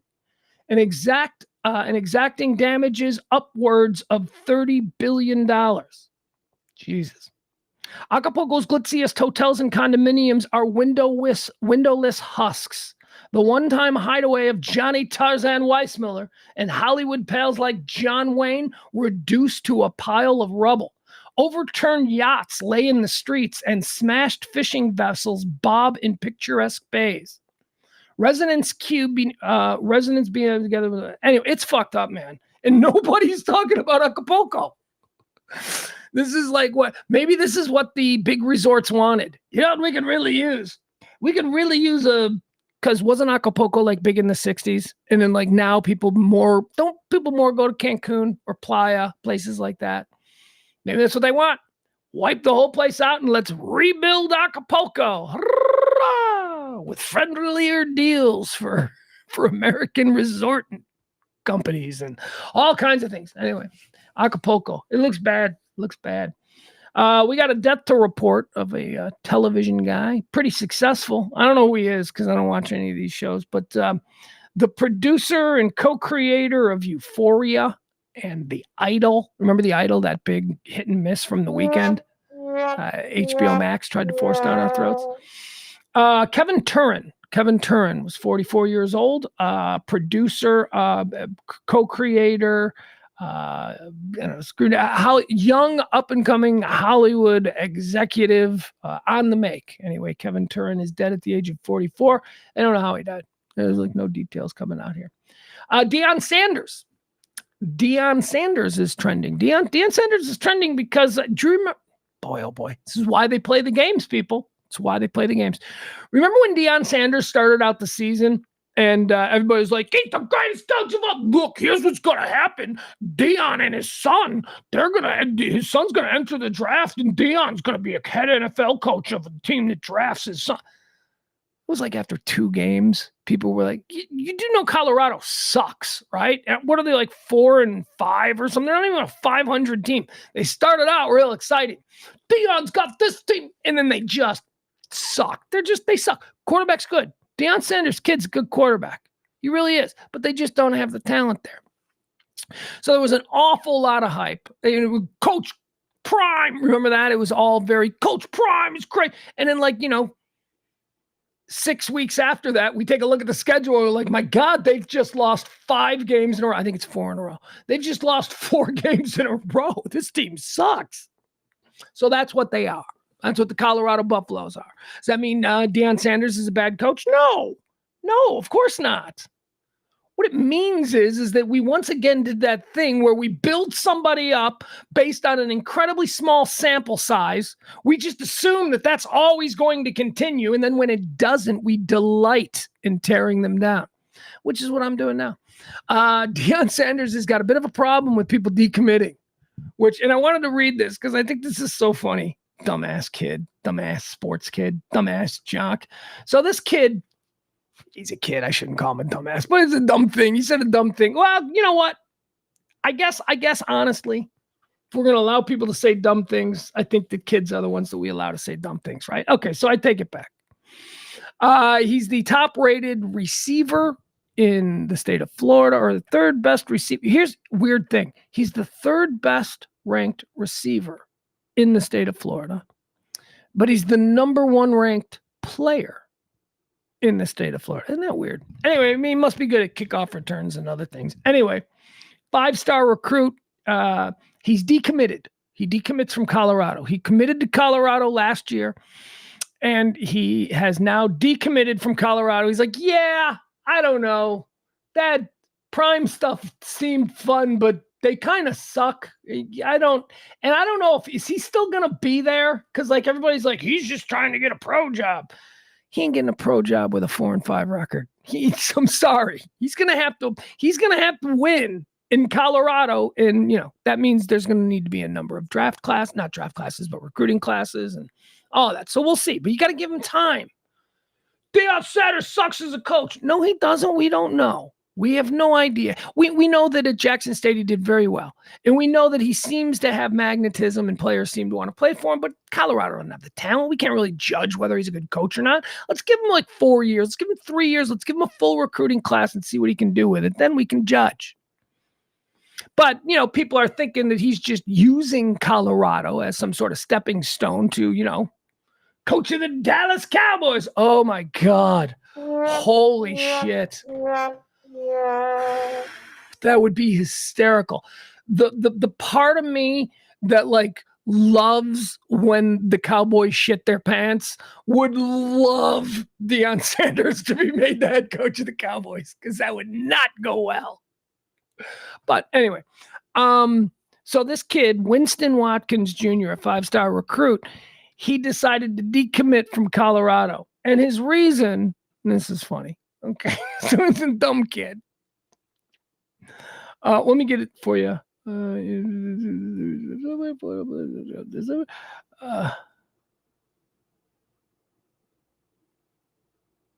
Okay, so this is the kid who was supposed to be a really good 5-star get for Deion Sanders, who committed, right? He committed.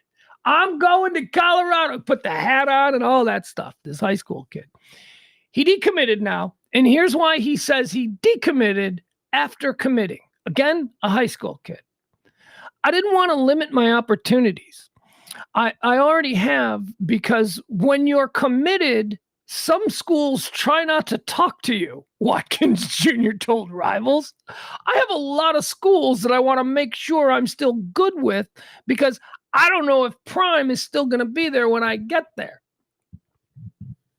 See, the kid doesn't know what a commitment is. The kid has no idea yeah, it's weird. As soon as I committed to Colorado, other schools that I want to play for stopped recruiting me, and I didn't like that. So now I'm going to This kid didn't know a commitment. What do you think a commitment is, kid? What do you think a commitment is? Why do you think they stopped talking to you? Because you said you're going. You said you made up your mind. You have no credibility. Young man. It's a young man probably raised by a bunch of football coaches. And what do we know about football coaches? They're all going to hell. Some of the worst genetic bouillabaisse the human race has ever offered have come in the form of football coaches at all levels.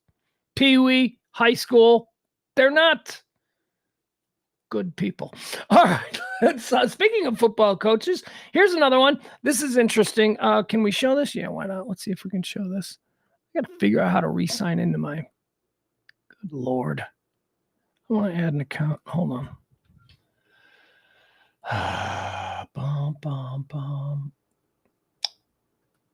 we in bonus time yet? No, actually, not really. We're not in bonus time, are we?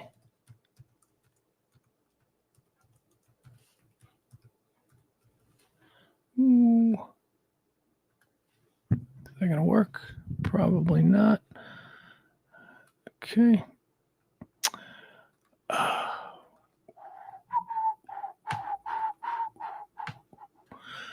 So I want to know, am I still the only person calling Taylor Swift and Travis Kelce Tavis? Has that caught on? I haven't noticed. I don't know if it's caught on or not. However, I did want to show this because one of the big questions that people, they want to know, is this real? Is this phony? No. Here was a little bit of backstage video that was captured of Taylor Swift coming off stage in Argentina. And I guess Travis Kelce is traveling with her. She's going to his games, right?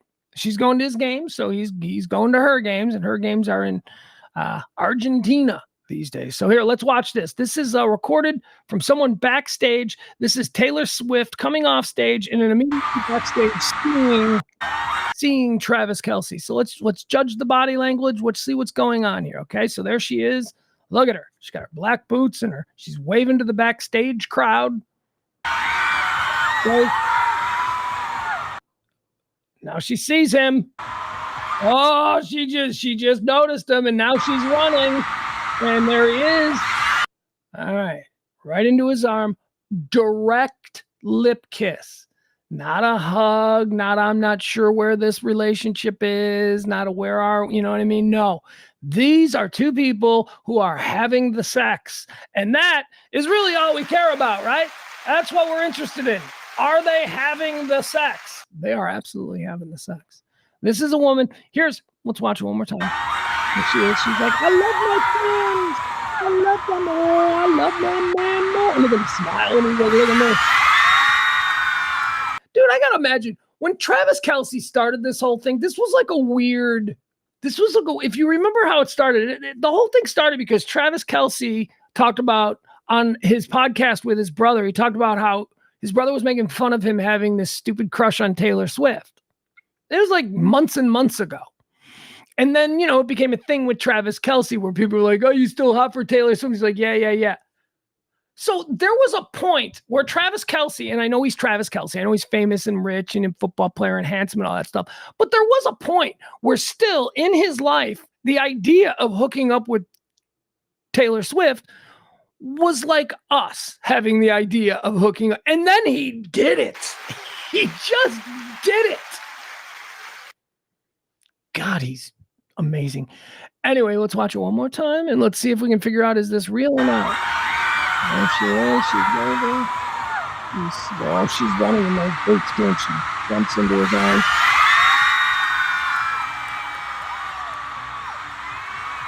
Does she wrap her legs around him as they disappear? Hold on, I need to see this.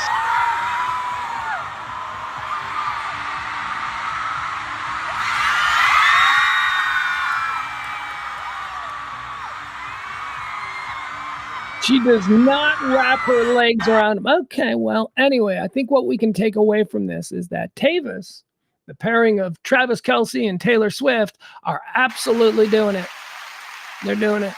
I said on Twitter, look, it's one of two options. They're either doing it, which, by the way, how weird is that? Of course they're doing it. They're two hot people. They've probably been doing it since before we even knew they knew each other. Anyway.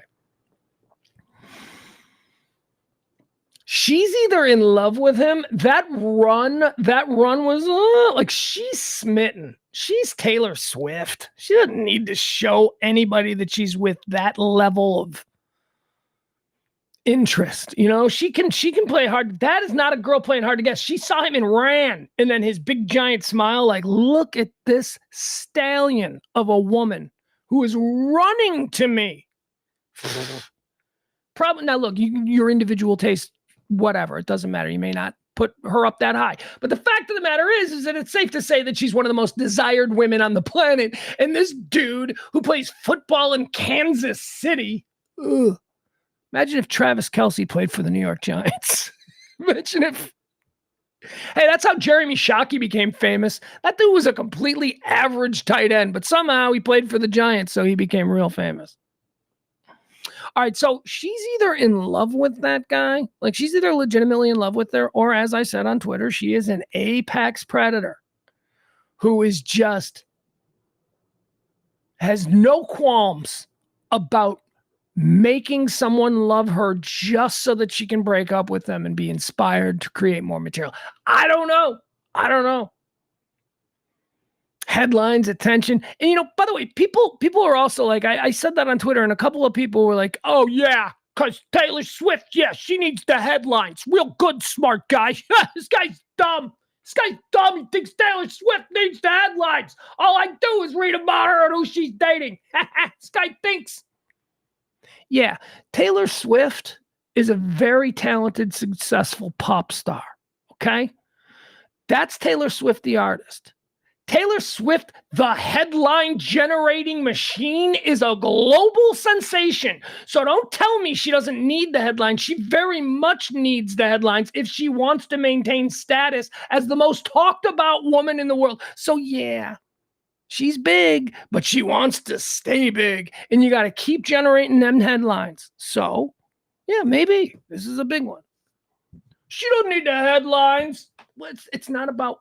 Actually, yeah, she does. Her entire brand requires that there be a constant burn of new headlines. A constant interest in what she's doing. Because you know what? Writing songs are hard. And writing songs at the level that she does, which may not be your or my cup of tea, but it certainly they're bankable, okay? So writing songs at that level of success is probably really hard.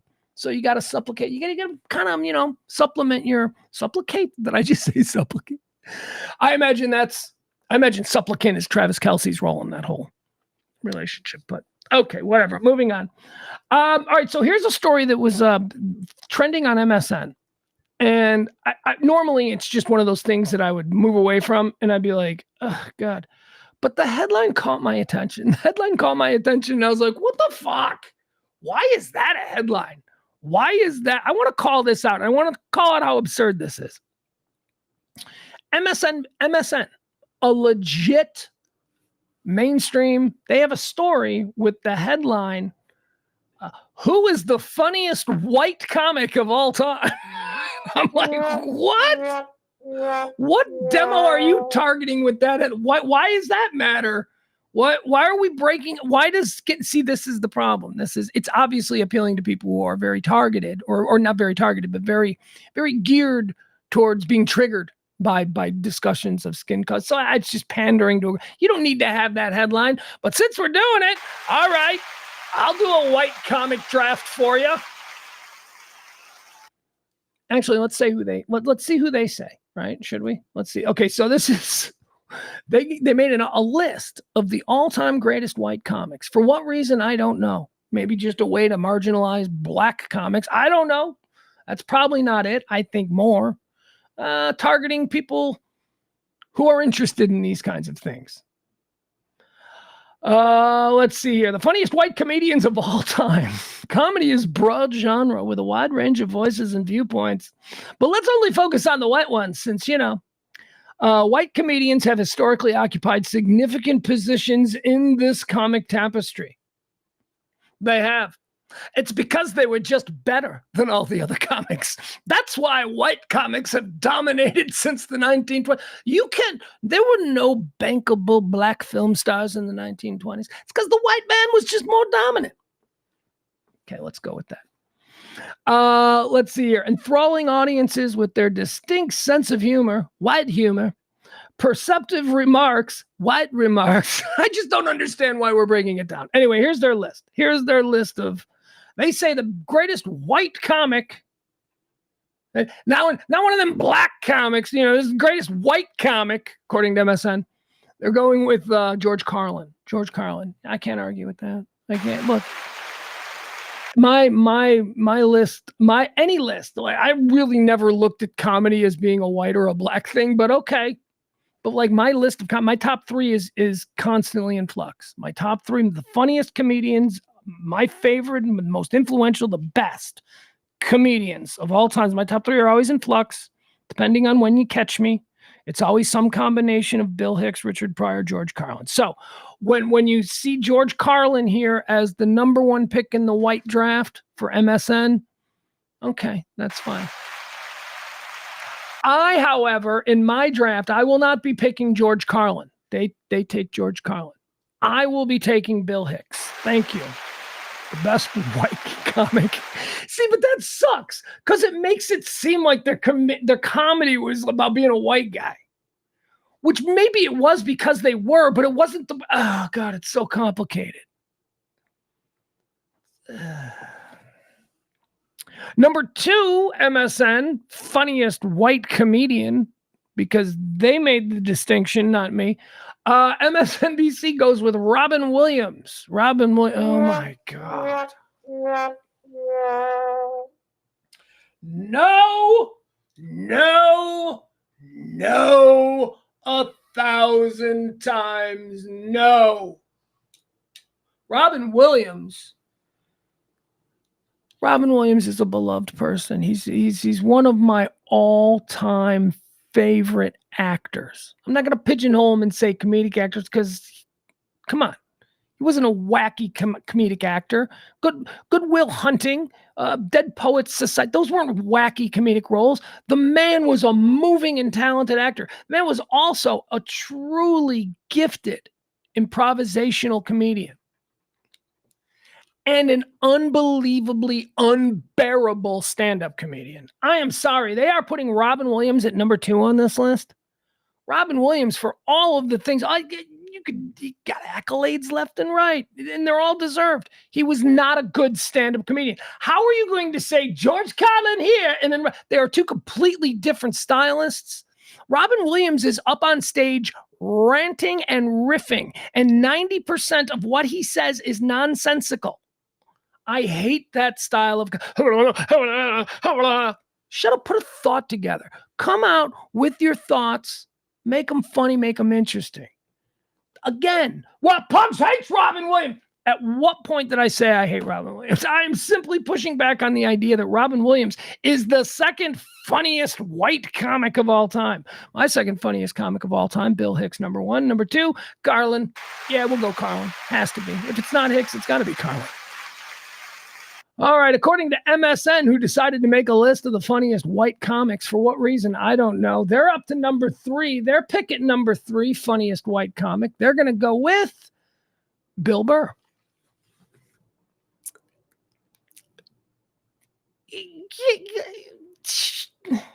Sure. I mean, I love Bill Burr. Bill Burr's really funny. Bill Burr's a great stand-up comic. But I still think of, Bill Burr as sort of like the best of Bill Burr, I think, is still yet to come. So I don't know. Maybe they do as well. And they're just going based upon his, body of work to this point, which is probably a dozen or so stand-up comedy specials, which are all just lights out amazing. But I don't know. Okay, so they go with Bill Burr at number 3, funniest white comedian. My number 3 is Louis C.K. That's right. Louis C.K. comes in at number 3 for me. Yeah. That guy did a thing with stand-up comedy writing and story presentation. The way he did it, I'd never seen done before. And everybody else who does stand-up comedy is like, oh my God, the way he is turning this into he was so good. Louis C.K. is my number 3. All right, let's go to MSN. MSN, funniest white comics. Their number 4 pick. Number 4, funniest white comics. MSN says Stephen Wright.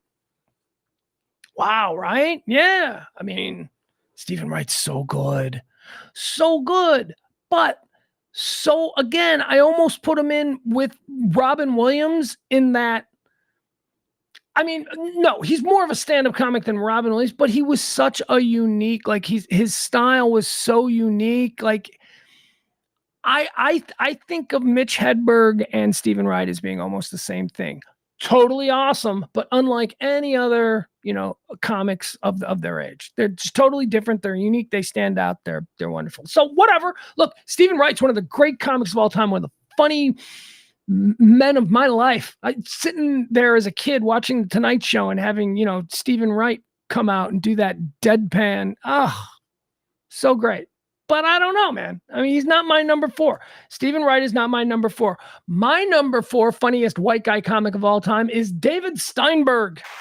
Oh, boy. David Steinberg? Who's David Steinberg? Oh, David Steinberg pushing buttons, man. David Steinberg,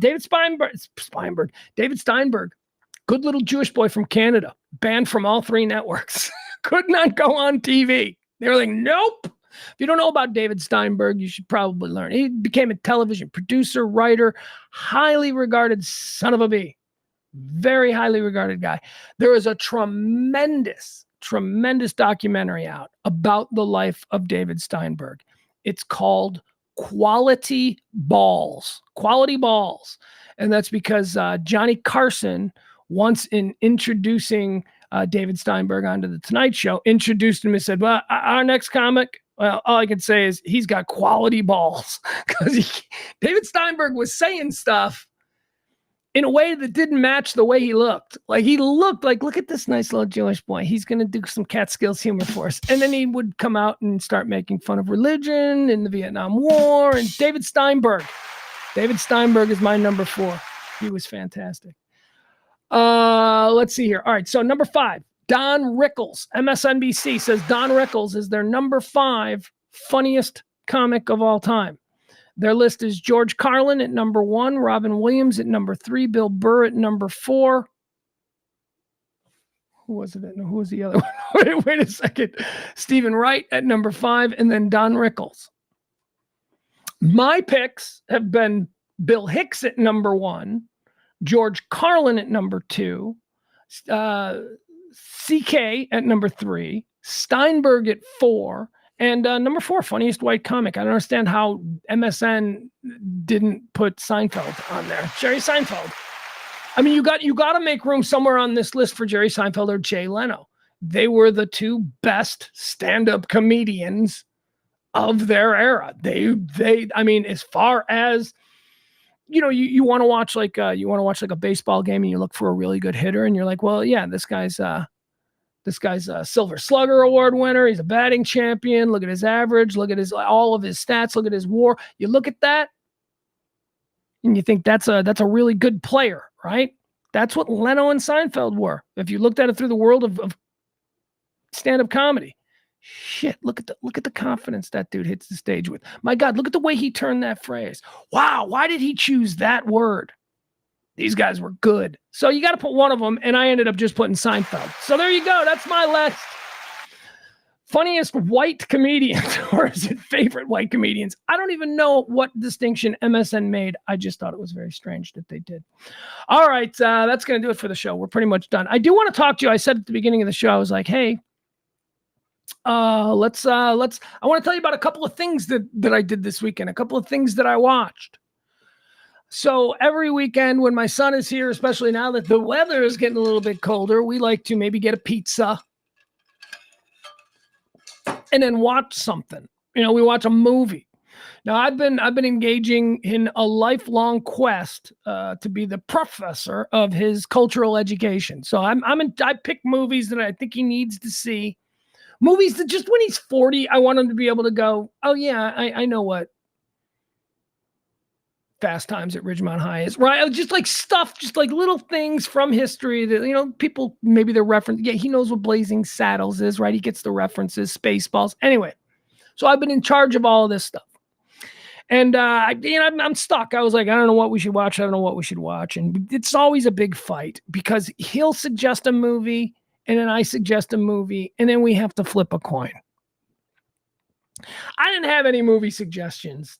I didn't. I was thinking Saturday Night Fever because I was watching something and I was like, oh, I want to watch that movie.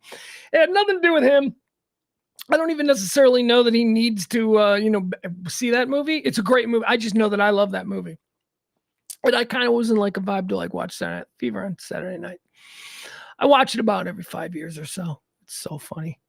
That movie's awesome. Anyway, so he ended up picking, here's what I did to him. My mind screwed him. I go, look, you just pick whatever stupid movie that I'm going to absolutely hate. And you just tell me what it is and we'll flip the damn coin because whatever movie you pick is going to be terrible. Yeah, I do. I talk to my son that way. That sounds terrible, but it's a give and take. We have a good relationship. But see, what I was doing there was kind of mind screwed him. I put it in his head that no matter what film he picks, it's going to be terrible. which, knowing him the way I do, would force him to now pick from a pool of films that he already knows I like, which is exactly what he did.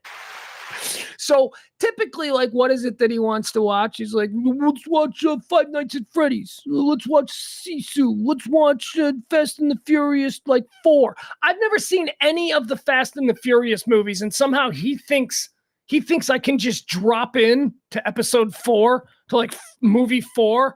I'm like, you don't want to watch that movie with me. I'm going to be like everybody. I'm like, who's that guy?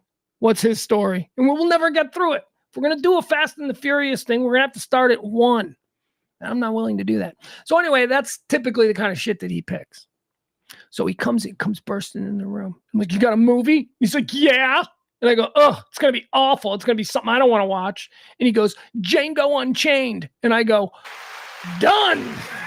Deal. I tried to get him to watch Django Unchained like a year ago. And he was like, I don't want to watch it.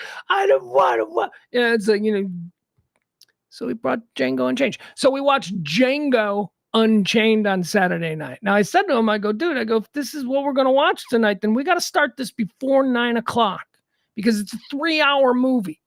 He's like, okay. So anyway, so we got it and we knocked it down. Django Unchained, very nice. Loved it. He loves Tarantino. I introduced him to Tarantino when he was like 10 years old with Reservoir Dogs. And then, Inglourious Bastards, he loved. And then, he watched Once Upon a Time in Hollywood with me, which he says, I love this. I heard him say he was talking to somebody and that movie came up and I overheard him and he goes, that movie's awesome. And I'm like, that's because I showed it to him. He would have never seen that movie. Anyway, I was proud of that moment. So he comes to me with Django. We watched Django. It was wonderful. We got it all in, all 3 hours. Now, there is something else that we watched. And this was difficult to watch with him, but it was a part of his cultural education. And I wanted to make sure that he had some exposure to this. And anytime there is a new movie, video, whatever you want to call it, anytime there's a new piece of content on one of these kinds of subjects, I make sure that he watches it. And what am I talking about? Documentaries.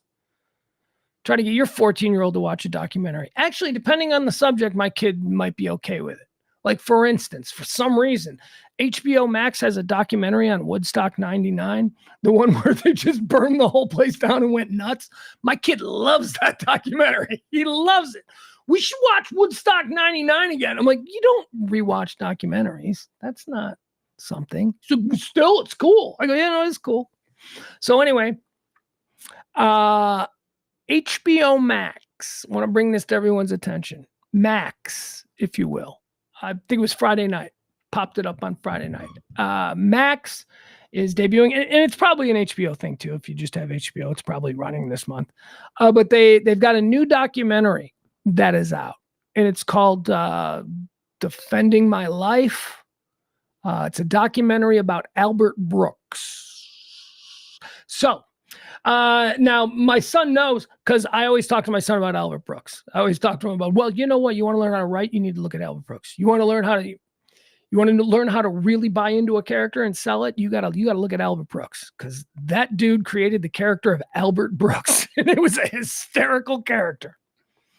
It's terrific.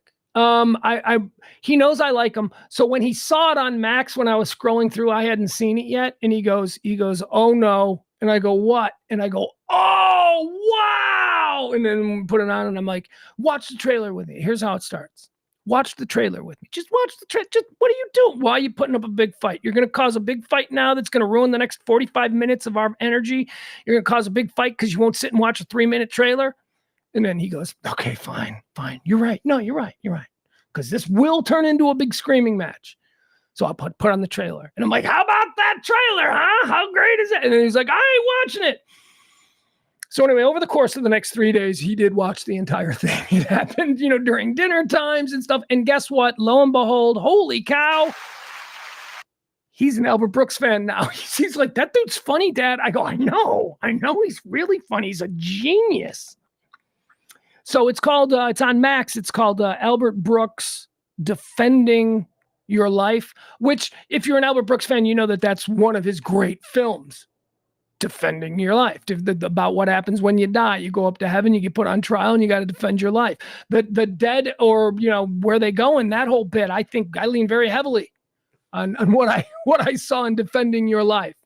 Modern romance, they talk about modern romance. They talk about real life, how in 1975, Albert Brooks invented the very first reality mockumentary, 5 years, as they point out in this document, 5 years before Spinal Tap.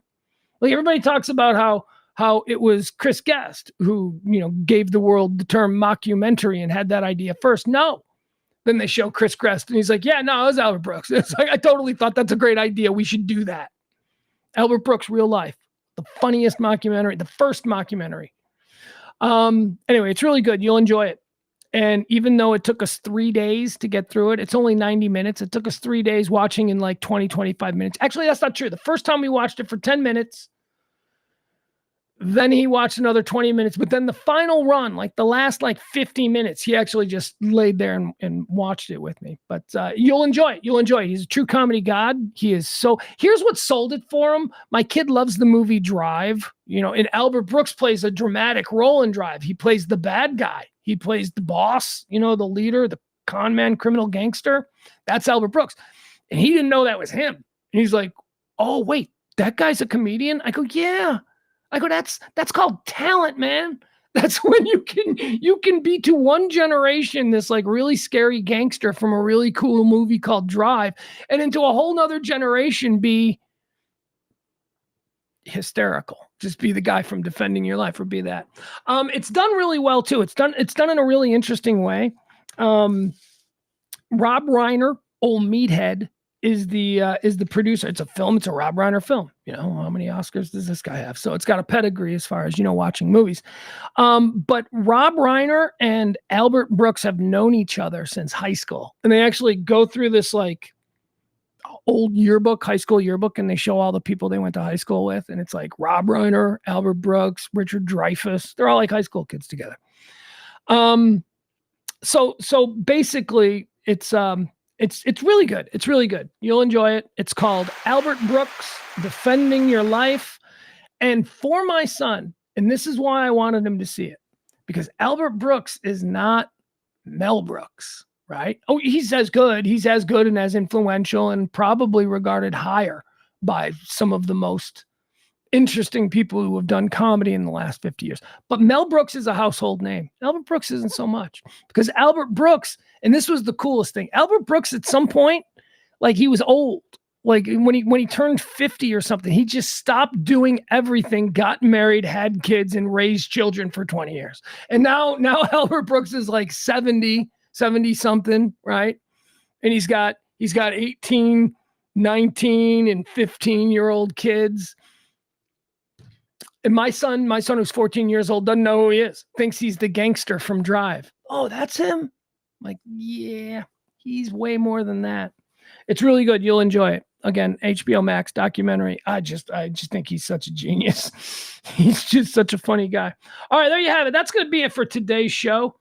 Never met him. Never met him either. Not one of those. He's one of those guys. He's one of those dudes that if I met him, I would definitely sick to my stomach. I've gotten that way a couple of times in Chicago at Q101. This was probably 1997. They brought in Joe Flaherty and Eugene Levy. Joe Flaherty and Eugene Levy were doing something in 1995, and they were playing Chicago, or some comedy fest. That's what it was. It was the Chicago Comedy Festival, and it was Joe Flaherty and Eugene Levy from Second City, and they came on my morning show, and I was just shattered. I was just I couldn't even talk to them. I mean, they're just so important. The good news is that I didn't feel so bad, because my co-host Bill Leff was even worse than me. Bill couldn't ask any questions. He couldn't believe. So that's only happened to me in that occasion. That would happen. That would absolutely happen if I were to meet Albert Brooks. All right, I got nothing else. We're gonna do a Radio Misfits tonight at 9:00. So come on by, come one, come all, enjoy it. We'll have a good time. I promise you. Come on. I'm trying to fill time. Because my phone isn't loading. I'll just end this show. I started this show in an unorthodox way. I will end this show in an unorthodox way. Look at it. Look at this shit. Look at it. It's just that's all. It's just spinning. It's just gonna spin forever. Sorry, John Hinckley, you're not gonna get your song today. All right, folks, we're out here. We'll see you tonight at 9:00 for still not. Nah, all right, never mind. All right, we're just going to say goodbye. Bye, everybody. We will see you tonight at 9:00 for Radio Misfits. Appreciate you. If you can tip the show. Why did I leave the dead people thing up all show? You people probably tried to tell me. You people probably in the chat room were like, hey, Pugs, you left the dead people banner up all show. And now I'm just saying it now. It's another reason for me to just end the show in shame. Such a loser. Bye, everybody. Love you.